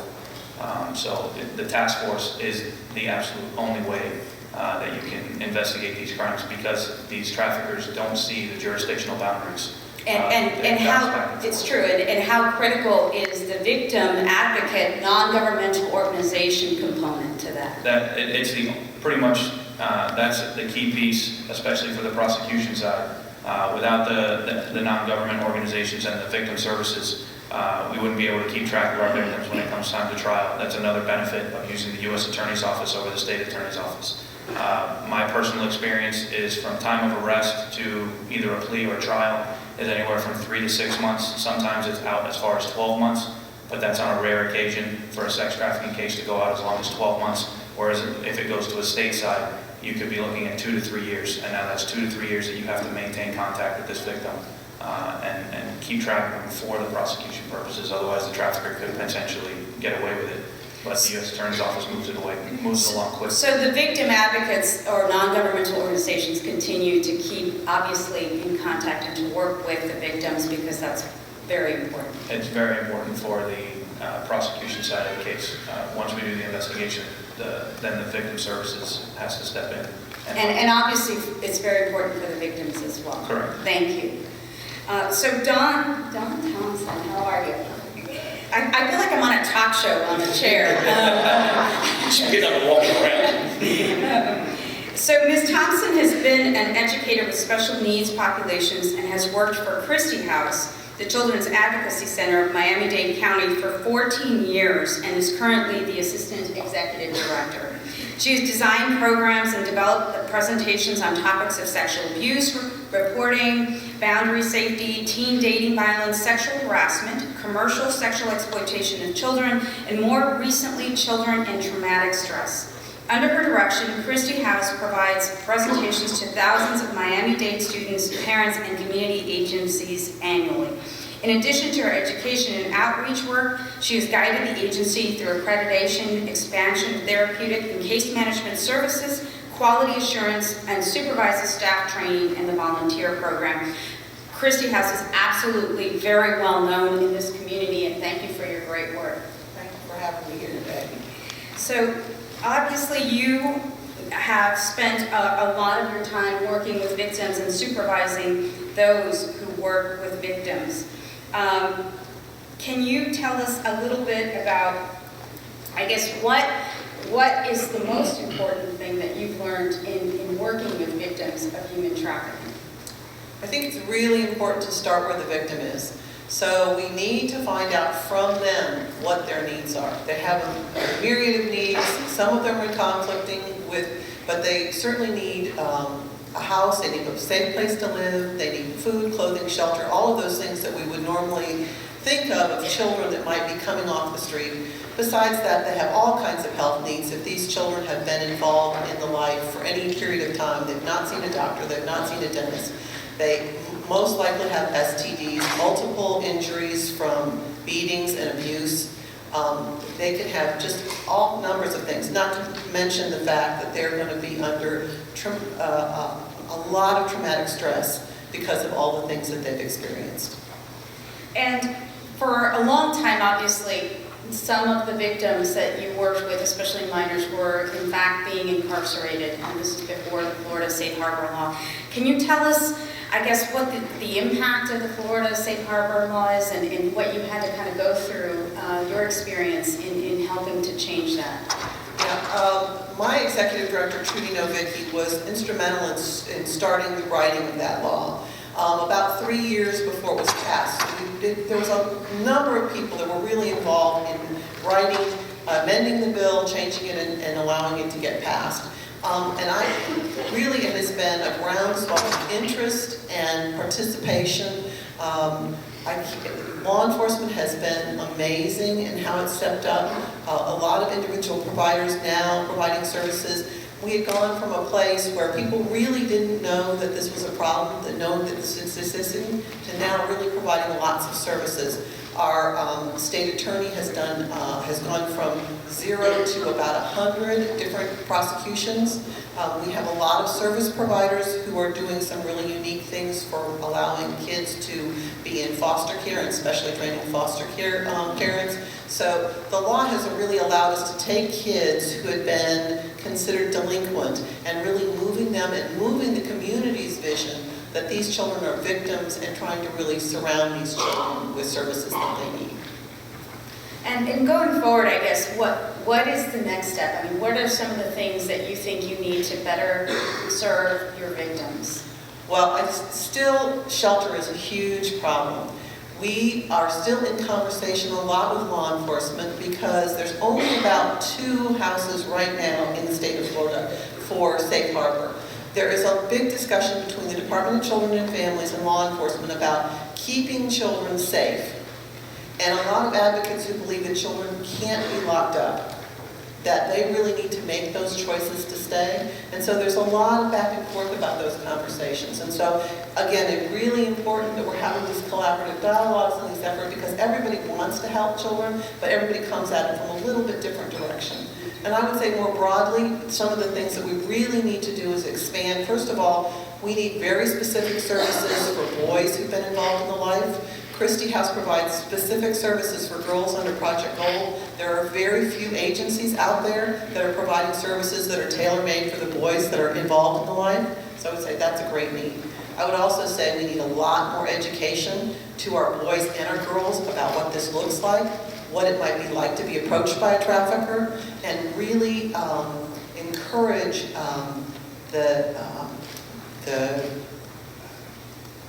for us to stop participating in media that exploits women and children and that glorifies the pimp culture.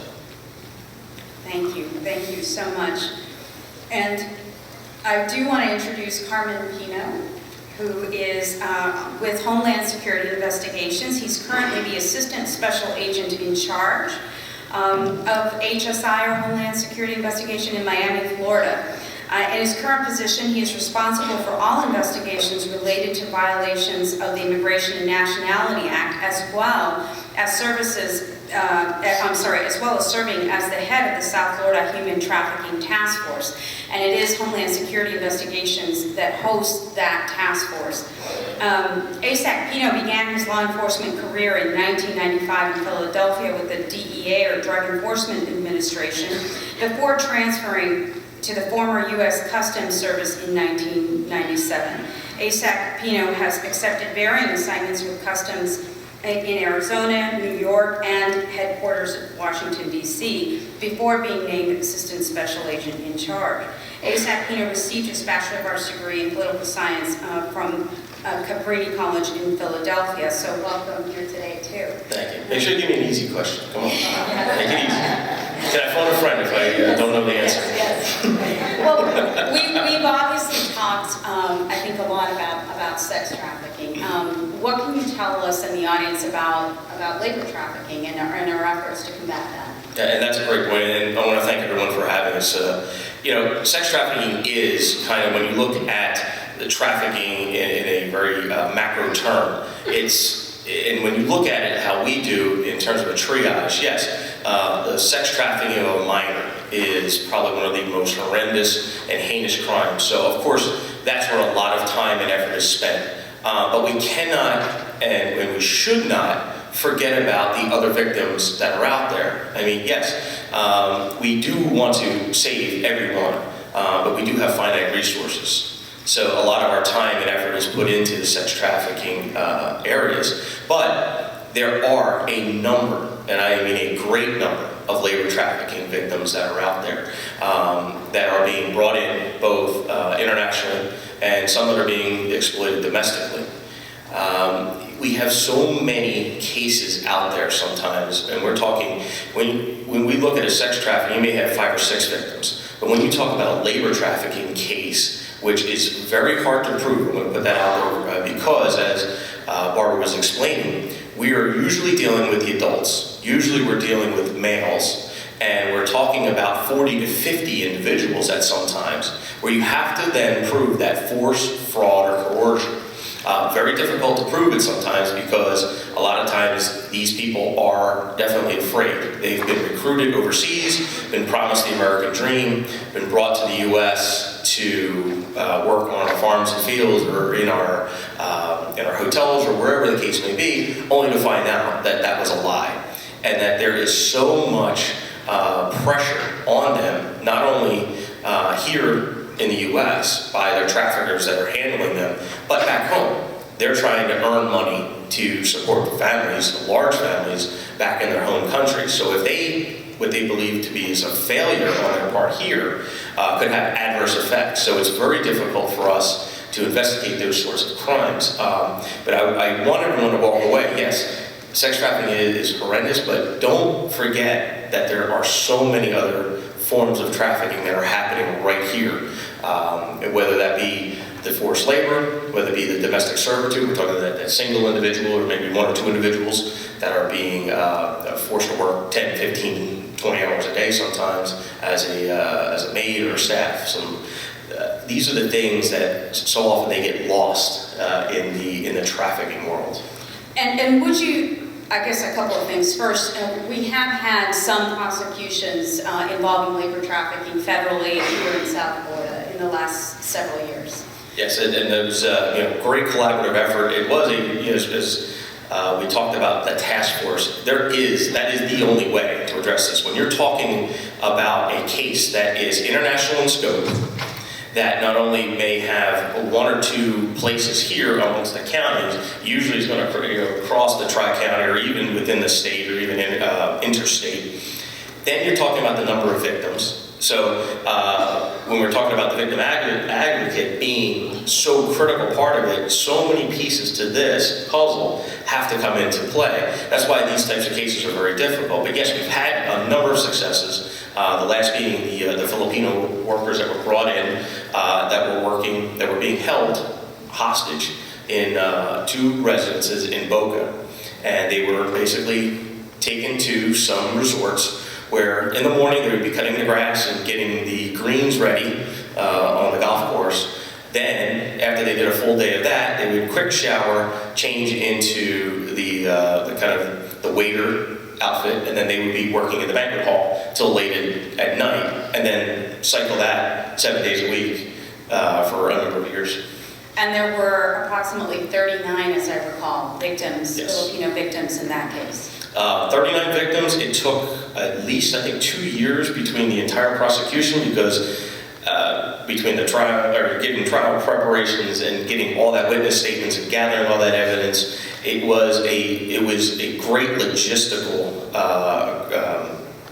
issue, and that's why we had to bring in so many of our partners to deal with it, because it wasn't just that single pimp or that one victim, where sometimes we could have a quick remedy to that, whereas this one took many years and a great deal of time. And is labor trafficking, do you think, more difficult to detect than sex trafficking? Absolutely, because it's, as we say, it's hidden in plain sight. We could all of us have probably witnessed a form of labor trafficking, but have had no idea what we were witnessing. For example, I use the nail salon type of thing, where you go and every day you may go on a Wednesday or a Saturday in the morning, at night, you always see the same individual. And that person is usually very reserved, or that person won't talk with you, which is kind of inconsistent with a normal customer interaction would be. So you may have someone that, you go to your local restaurant, you see the waiters and waitresses that are there all the time. You go to a hotel room, that person that's servicing your hotel room could very well be a labor trafficking victim, but they don't have the sign that says I'm a labor trafficking victim because they have their uniform on. And I think so many times they are truly hidden in plain sight.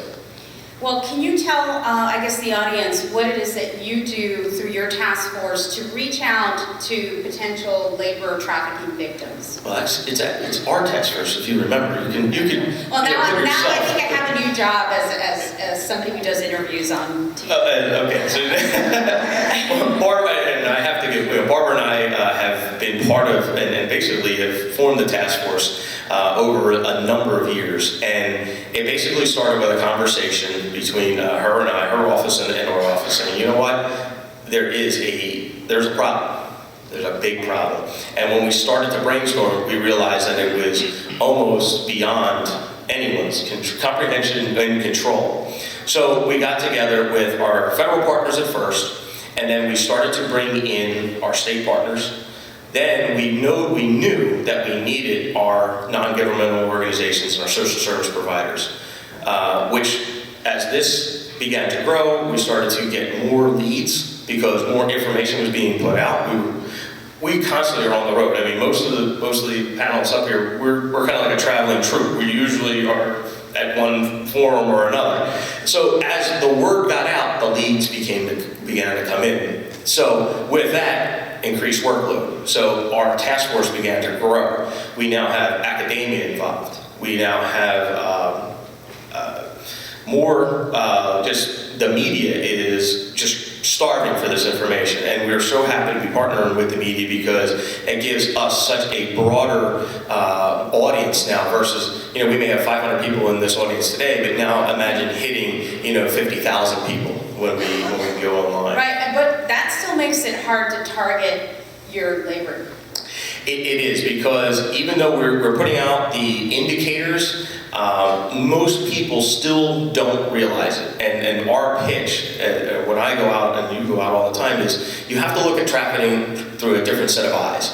You have to recognize the indicators. But so often people would recognize indicators of sex trafficking, but yet it's like, oh yeah, well, yeah, there's that labor thing too, yeah, that happens. But so often we as a community have not embraced labor trafficking as truly being as bad as a sex trafficking, because we haven't educated ourselves and we haven't seen those indicators, and we're not making the calls to law enforcement about, you know what, I drive by that field or I go to that hotel and I just have this strange feeling about this situation. We need more of that.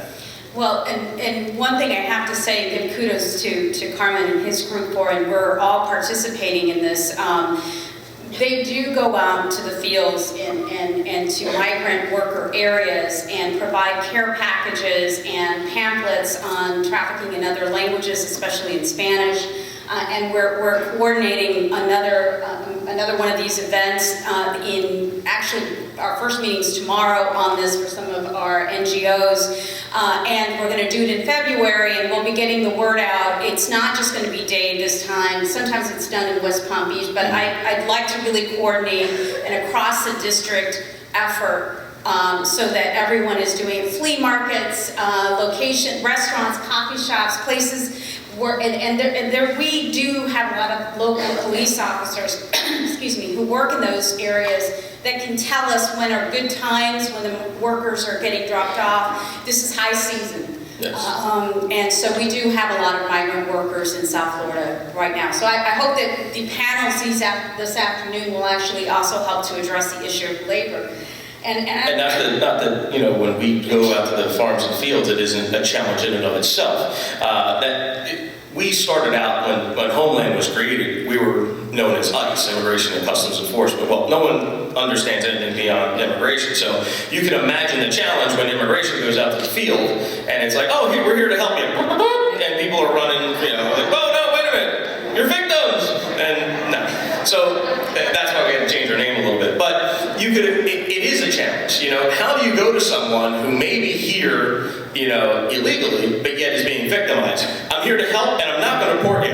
Yeah, right. Hang on. Yeah. Where do I sign up? Sure. No. So it is very challenging, but we do go out. We have a very aggressive outreach program where we go out and we talk to them. We do get a lot of leads from there, and we do go and work with the corporations too, because if they are the ones that are bringing these people in, they have the due diligence to make sure that if they're going to a staffing agency, that it's a reputable one, and that they're looking into and asking the hard questions. Okay, do these people have proper documents? Are they being paid correctly? How are they being housed and things like that? So. Great. Well, I want to open it up at 11, which is in just a few minutes for questions, so we have enough time for that. I hope that you do have a lot of questions. But if that's going to be very quiet. But before I do that, let me ask you, can you paint a picture, I guess, for the audience of how many... I'm a law enforcement agent. How many... This guy's funny. I'm trying to liven it up, come on. How many people participate in the task force, and especially in the private sector, like NGOs and others from the community? Well, I think at last I counted at one meeting, we had close to 200 attendees. We were getting to the point where we started our task force meeting literally in a small conference room, and now we're probably going to have to go into something of this size. As more people in the community are coming forward wanting to be a part of the task force, we open it up. I mean, we don't say it's just for law enforcement. Now, we do have different committees. We have a law enforcement committee because there are times we need to talk specifically about law enforcement issues. But the general meeting is open to anyone. And we are seeing representatives from, like I said, every social service provider, at least in the Miami-Dade, Broward area, is starting to show up or sending some sort of representation. Or just the general public just wants to come and do something. What I see so many times when you talk about task forces, and I take them with a grain of salt, because everybody wants to have a task force. Well, a lot of the task forces that are out there are paper tigers. Yeah, you're a task force in name on a poster, and you get together and you talk about the issue, and you sign your name in, and you sit around, you have some coffee, and you're like, oh, there's trafficking in South Florida. That's wonderful. But this task force is an action task force. We get together, we come up with strategies, we look at the current trends, and then we do something about it. And we will task you. If you come to the meeting, you have homework to do. We will task you and say, listen, thank you for coming. What can you bring to the table, in terms of your resources or your logistics? And guess what? In 2 weeks from now, I need you to bring X, Y, and Z back because we're going to do a raid and I need your help. Or you say you're with a publishing company. Oh, great. Can you make up a number of index cards for us to hand out at our next outreach? And I'm going to need that back in 2 weeks from now. So if you do come to the task force, you're going to have some homework to do. And if you want it to be an action task force, well, we're the ones for you. I think one thing I should say before opening it up for questions is that a lot of times we do get questions about how do we report tips and what if we have information where we suspect that this is a human trafficking scenario, what should we do? Obviously, if it's an urgent, something that's happening that is very clearly violent or against the law, then you should call, 911. If there are scenarios where it's unclear but it's strange, I'll give you an example. The case involving the 39 Filipino victims, those victims were all being housed in residences. And incidentally, we did not get reports about that right away from neighbors. If you see, 20 Filipinos being held in your neighbor's house, it may be time. That might be a clue. I'm just putting it out. That could be a clue of some sort. And these were, the neighborhoods were, those cookie cutter kind of, it was a gated community, very nice. The manicured lawns, the nice little swimming pool out back, and the beautiful facade out front. But it was a prison on the inside. So those, another situation where again, someone may think it's odd. We had a case several years ago that was prosecuted federally involving a Haitian victim who was held in involuntary servitude in Miami. And it was a neighbor who reported that she thought it was strange that this was a young Haitian girl who seemed like she should be going to school and who was using a hose to bathe in the backyard. So these, again, and back then I assumed, that the neighbor really didn't know anything about human trafficking, but she knew enough that this was wrong. We like for people with scenarios where they don't really know, but they want to report something suspicious, we like for people to call the Polaris Project, which is the National Resource Hotline. We get those leads, and that goes to our task force, which is state, federal, and local law enforcement officers that work together, because the priority is to follow up on that lead in those investigations, assuming it's not an urgent matter where it's a 911, or you could call both, by the way. That would probably be the surest way to make sure that people identify any potential human trafficking scenario. And that number is 1-888-37-888. So 1-888-373-7888. And I will tell you, as a community, one thing to be proud of. Obviously, we're not proud of the fact that we have this significant trafficking problem.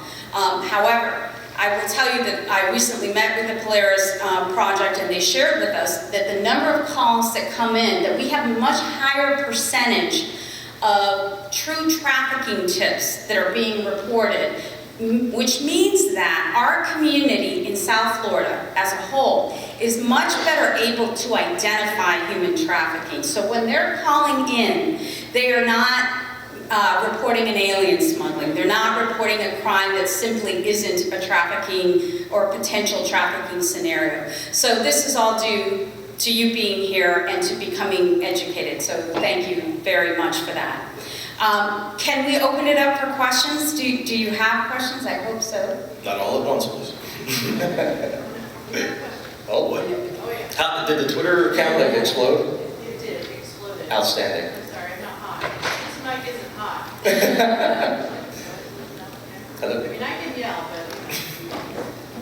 Yes, we have 4 questions. So... All for Barbara. Oh, there we go. So we have 4 questions via Twitter, so you may tweet your questions and I will get them here, the power of technology. Hashtag free the slaves. So the first question comes from Lynn, who's with us today, I hope. Please share police strategies used to protect foster children from unethical child protection workers or adoptive parents. The strategies that we're using currently is we're going out and reaching out to DCF, actually at their facilities. We're meeting with the supervisors, the child caregivers. We're also working closely with BSO runs the DCF investigative part through their Child Protective Investigation Services, otherwise known as CPIS. We reach out to them and try and figure out what needs they have, what things they're seeing in their group homes, what kind of suspicious activity they might have, because we do have a lot of our children are being recruited directly out of the foster homes. Once we can identify a certain foster home that maybe is starting to get recruited out of, we work with DCF to try and shuffle the children around, so that we don't end up with a house that may be housing 12 victims, or not 12 victims, but 12 children, and now they all become victims because 1 or 2 of them got recruited and now they're sent back to that house, whether directly sent back by the pimp or the trafficker, or if they're just recovered by law enforcement, they go back, they tell their friends about all this money they were making or whatever grand life they may have had on the 2 or 3 days when they first got recruited, and now they bring more and more of them out. So we work very closely with the group homes here in Broward and throughout South Florida to make sure that when we start getting victims, more than 1 victim in a house, and we start to see more of the habitual runaways coming from certain places, we pay more attention to those places to try and see what if there is actual recruitment going on within the home. Also, I'd like to add, we do training to law enforcement a lot in PBSO, where I have trained on investigative techniques. What I've done is brought in survivors that I've helped come out of trafficking, and we share our stories. Again, when I was a child, I was told I was a delinquent, but I'm happy to say now, collaborating with sensitive, victim-centered law enforcement, such as those who are on the panel and in our audience, we've had great success in seeing the girls open up and talk about and share what they've gone through, but it's all in the approach. Interesting, thank you. And from Sonia, is there a majority or predominance in the race, national origin, or ethnicity of the victims? I'd like to just comment on that, because what we're finding, at least in Miami-Dade County, is it is minority children, African American, Hispanic, Haitian children, often new immigrant children. That's here in the Miami-Dade community, but we know from talking to other states, it depends on the population. For instance, in Alaska, it's the Native American population. In Minnesota, it's the Hmong population. Our women and girls, particularly minority women and girls, and new immigrants are often the groups, and in poverty neighborhoods that are often very dangerous, those are the children that are most often being targeted by traffickers. And this question's from Karen Staus, our Director of Programs. And so I have a feeling that there's a bit of a load in this question in terms of what you want to get across. But would it be helpful if there were regulation of foreign labor recruiters? Karen, what an interesting question you have. Apparently there is a bill that has been pending in Congress for a long time, and we would love to hear your thoughts about that. I would love to hear that one from Barbara. No, I'll take that one if you want. It would be a great thing to have some sort of, whether it be a vetting process for the staffing agencies or the recruiters overseas, almost like what we do with some of the manufacturers and importers, with Customs and Border Protection. Basically, we'll go over and we will look at the manufacturing plant to make sure that they come up to a standard that would be commensurate with U.S. standards. It would be great to have that for the staffing agencies too, or if they have a corresponding U.S. company. So if there's a parent company, say in wherever, say Russia, and we're maybe forced to have a corresponding U.S. company or a U.S. office here, that we could go in, look at the records that any U.S. business would be subjected to. I think that would be a great way to stem the potential for exploitation of the foreign workers. And excuse me, let me just add that labor trafficking for us is really a focus, and for me personally, because it's just been really challenging to every case that we get. Just to give you an example, we prosecute approximately 7 to 10 sex trafficking cases a year. Labor trafficking is really one, maybe every 2 years. And I don't think that that's at all indicative of the number of victims that are out there, obviously.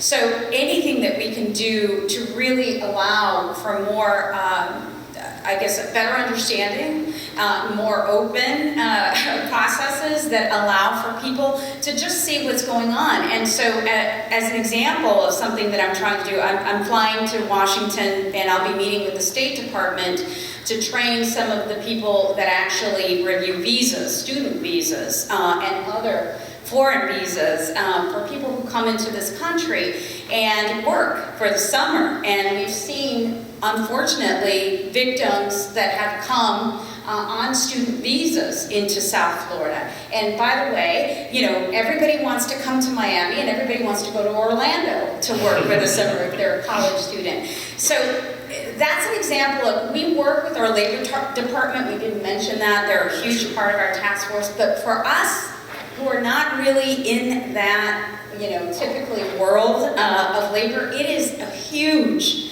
learning curve to understand everything that goes into working or trying to identify labor victims and into that industry, and all these different industries, really.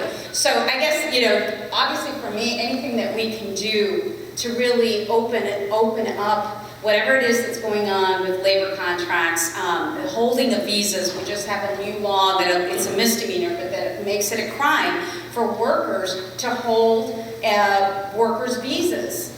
Employers to hold workers' visas. I cannot tell you how common, I can't believe it took that long, very common here in South Florida is that employers keep immigration documents for their workers. Pretty much, if you go, I think, into any place where you have people who are here from other countries, their employers are holding their documents, and now we can at least look at that as well. Yeah, any chance that we can have greater transparency Yes. from the parent company overseas, and what makes the labor trafficking cases so difficult is so much of the evidence is foreign. And we have to rely on our attaché offices or our embassies and our foreign police counterparts to get that information. So you can imagine the length of time that it takes to cut through all the bureaucracy to request that information, if we can even get it. So again, it's not that we're not trying. It's just we don't see as many successes because it takes so long to do these particular cases. Thank you. From Keogh, Ms. Thompson, talk about a little more about the glorifying of pimp culture and how media plays a role in terms of women and girls. Well, everybody is pretty much aware of how much the media, magazines, television, objectifies women and girls. We see that all the time, and we see that with pop singers. These are talented, beautiful young women who have to dress provocatively, act provocatively on the stage. And our middle school girls, particularly, are seeing that and assuming that that is the way, that it's the appropriate way to get attention. We need to make a shift with that to make sure that girls understand that their talents can be what helps them shine, that they don't have to go to that. The other thing I would say is that in Miami-Dade, and I don't know if it's here in Broward, but it has become popular for men to take women on a date to the strip clubs. That is a fun thing to do now. And I every time I get a chance to talk to college or high school, I want to reiterate that an FBI statistic is that 50% of the women who participate in escort services, strip clubs, massage parlors are under 18 years of age. 50%.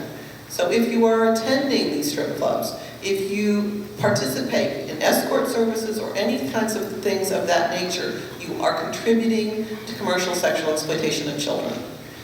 We just saw that in the news, a Madonna club that got closed and is now reopened because they promised to check and make sure the girls are not underage. I can tell you that girls we've had from almost every club in Miami-Dade County have been trafficked into Miami-Dade County from as far away as places like Montana, which you wouldn't expect, participate in strip clubs. And so we both need to task the media with changing what they put out there for our children, particularly the videos that glorify pimp culture. We need to make sure we're using proper terminology so that we're talking about traffickers, not pimps, people who are enslaved children or adults. But we also need to think about ourselves and what kinds of things we're participating in or people that we know are participating in. Great. Thank you. Yes. Let's take care of the girls. And from that, do we think that immigration reform is going to reduce the amount of human trafficking? Is that a key strategy? I would suggest that any time that you have a chance, as we were speaking to the question before, about having greater transparency, of course, it could reduce.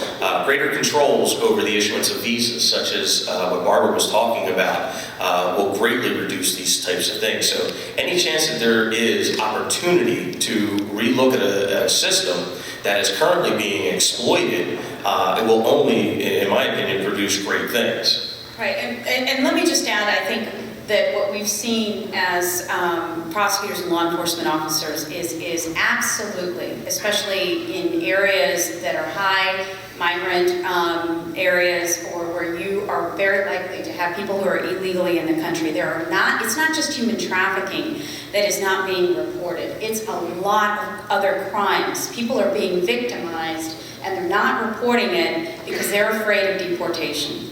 And it is extremely heartbreaking to see some of the horror that people go through, victims of sexual assaults, victims of physical assault, people who work hours and hours only to get their money stolen, and they're beaten, and they're spit on, and they're treated poorly, and they don't report it. And that's a reality. What can healthcare workers do? What role do healthcare workers play in this fight?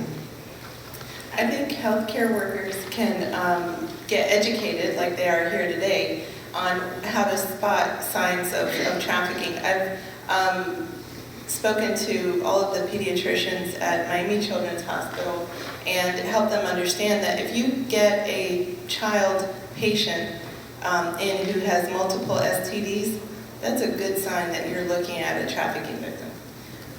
Warning signs like that are very important to become educated on, and then while the child is there in the facility, they're also, again, more likely to cooperate because they're separated from their pimp. But that's another key component, is questioning the child while away from the adult caregiver or whoever brought them in. And then when we talk about forced labor, human trafficking within the labor field, what are the conditions that folks are experiencing? Are they being paid? Are they not being paid? And what are some of those conditions? Well, as Barbara brought up too, I mean, yes, there is the physical beatings that keep the people there, but sometimes it's a cycle of a repayment. Like, for example, a lot of times a worker would have to pay a staffing agency overseas in order for the opportunity to come here. Well, once they're here, their wages start getting garnished to start repaying that debt. We're talking about debt servitude. And then every little thing that they do, they're being charged for. So for example, if they're being taken from their apartment to work, well, that's going to cost you $5. Oh, the apartment itself? Well, no, you're going to rent that from us, and that's $600 a month. So they're in this perpetual downward spiral of never getting out of the debt that they're incurring, even though they believe that it's in furtherance of the American dream. And yes, they are able to repatriate some money back to their families. They'll never get out of the debt that is, quote, owed to these staffing agencies, which are basically traffickers in disguise. Right, and let me just add, I agree with everything Carmen just said. It's definitely what we see. But it is interesting. I think other than involuntary servitude cases, there is payment that is going to many of our trafficking victims, and that is what keeps them oftentimes in these situations, is that they think that they're not, most of the time they're not getting paid what they were promised. Let's be clear about that. And they have all these additional fees that they never signed up for. But they don't report it because they think they're getting money and they have these debts and they want to pay those back, and they want to send money to their family because they're vulnerable victims. And actually, the money that they're incurring, even when you subtract all the debts and everything, is still substantially much more than that they would be making in any opportunity that they had in their home country.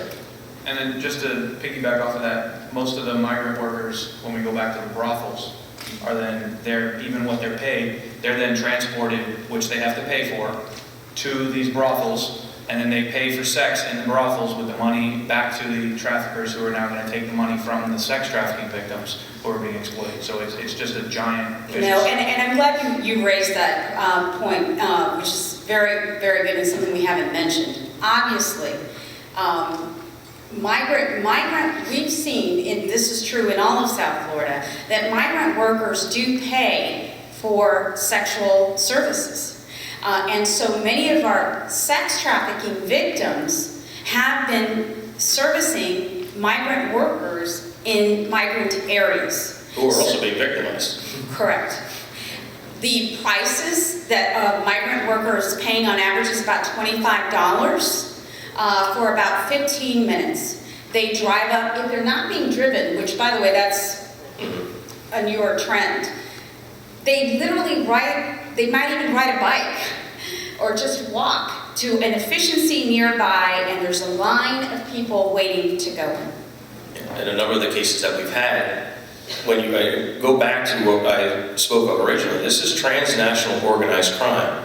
So the same cartels and organized crime syndicates that are bringing in the workers, well, they're also bringing in the girls to service the workers. So imagine the amount of money that this organization is making. Not only are they making the money off of the workers at that particular trafficking scenario, but now they're bringing in girls, you know, to service these men. So they're getting all the money in every angle. They're making them pay for their housing. Now they're making their money sometimes off of dope or narcotic sales to these workers, to the girls that they've brought in. And now they're making money off of the sexual exploitation. So imagine that amount of money. And you wonder, well, where does these $9 billion domestically and 30 some odd billion dollars internationally come from? Well, that's where it's coming from. They're exploiting every dollar in every part of the business that they can. And let me just say, it's because it is important for you to know, the things that we talk about here are all things that have been made public, that are based on affidavits that have been made public of cases that have actually happened. This is not academics, this is not theoretical, this is not worldwide, this is South Florida. Yeah, that's excellent. So Big Cheese, I love your question. I don't know where you are. Big Cheese. Big Cheese asked the question, what can students do to help in this fight? I think that's a great question. Having taught a course on trafficking at Trinity, it already passed. It was very well received. And Greg and I are in conversation about future prospects. So I think sharing your interest with your college is very important, that you're interested in trafficking material and different aspects of it. There are a host of organizations that have college campus activism, but I think Free the Slaves, who brought us here today, is definitely a website that you would want to check out and maybe download some curriculum. I think as well, figure out how you can bring some more awareness campaigns, because the issue is so hidden. There needs to be more done as far as awareness on the college campuses. And I will tell you this, when I gave a talk at FIU about 2 years ago, there was a parent of a student there. She came forward and she said, I need to talk to you. When my daughter came here, she wanted to be a physician. She has now dropped out of school. She was 17, and she is wanting to be a porn star. Well, after getting in contact with our partners in law enforcement, they found her at a brothel in Miami. And if this talk had not happened, if there was no FIU for Freedom, this young lady would still be working in the sex industry in Miami. I'm happy to say that, through our mentoring efforts and collaborative efforts, she's now relocated to several counties away and back in college and doing good. But that's not the only case of trafficking on the college campus. There was one at FAU. There's been numerous college students who are being targeted for trafficking in the school system, not only the public school system as children, minors, but as adults. It's profitable. So anywhere that these opportunists can make money, they're going to do that. So you need to be aware for your own safety as well. Thank you. So Natalie, you have 2 questions. I'm going to start with your last question, and then we'll add that other. And this will be the last, I think, question we'll have time for before we get our lunch. And this is a great question. How much of labor trafficking is made up of undocumented workers? And so how do we, and I think you talked a little bit about your tactics of identifying these workers and becoming involved with that. But I think that this also, I just want to raise my own question, which was tracking and establishing prevalence of how this issue impacts this region. I know is a struggle for all of us in the anti-slavery movement. And so again, maybe we could just fold that into that, addressing that question. I know most of our cases, and what, as Barbara said, we're talking about real life cases that we've seen and what the intelligence is showing us. Because of our agriculture, and because of there's so much need, whether it be tourism industry, whatnot, many people are brought here from foreign. So this area is a magnet for workers that are brought from foreign, both through a legitimate visa system, where they've applied for and have been granted a visa, work visa through the State Department, or they have come here illegally and are working in an underground type of scenario. I can't even recall a U.S. citizen being trafficked for labor. I'm talking about case-wise, not, we know that there's indicators out there, but I don't think there's been any prosecutions or a rescue of a U.S. citizen in a labor trafficking. Most of our cases, just because of our geography and the demographics, it supports all of the foreign workers coming in because of the agriculture and some of the jobs surrounding our tourism. So in that respect, most of the cases that we see are from immigrants. Yes, so I agree. It's mixed. You're going to have some who are illegally here and some who are here on leave. We've seen both. And let me just say, Carmen's right. We have not prosecuted a labor trafficking involving a U.S. citizen. I'll tell you again, our numbers as far as cases on labor trafficking are low to begin with. And again, not because we're not trying. But so we do, however, see a lot of I do have to say, a lot of adults who are U.S. citizens being approached or people trying to traffic them for sex. So, and we prosecuted adult victims who are U.S. prosecuted traffickers who targeted adult victims who are U.S. citizens. And we do see that a lot in South Florida. And then very last question here from Natalie again. Why the use of the term victims versus survivors? I think survivor is more empowering, and thank you for who asked that question. But it's also, I think, a law enforcement term you guys can speak to as far as victim versus perpetrator. So it's not necessarily to put anybody down to say they're a victim, but when we talk to the girls or about the girls, I like to refer to them as survivors. One of the things, though, I think is also important to remember is that though they may have been caught up in commercial sex, and prostitution is illegal in the state of Florida, at 16 years and younger, 16 years is the age of consent for sex. So children that are caught up in sex trafficking as minors are usually lured in through false love. That was the #1 lure that traffickers used. The next was through basic needs. It's not a crime to have need for food, for a place to stay. The crime is to be exploited. So they have been a victim of a crime. And let me just add actually to that, because it's important, and you're absolutely right that it is a good point. And our victim advocates always refer to them as survivors, which they absolutely are. I will tell you, and it's not a defense, but it's an explanation. The TVPA, the Trafficking Victim Protection Act, which is the federal law, takes a victim-centered approach. That is also the case with the state laws. In our criminal justice systems, both federal and state, victims mean that safe harbor laws don't protect people. It means that under our statutes, they're entitled to victims' compensation, that victims receive certain protections under the Mandatory Victims Protection Act. So it's a legal, it's not just a practical term, it's a legal term that means for lawyers and for law enforcement that certain protections apply legally and that we must abide by them. And if I could just say one quick thing. There is a difference legally from the term victim and a person who has been victimized. A lot of times we will have an NGO or service provider come to us saying, I have a victim.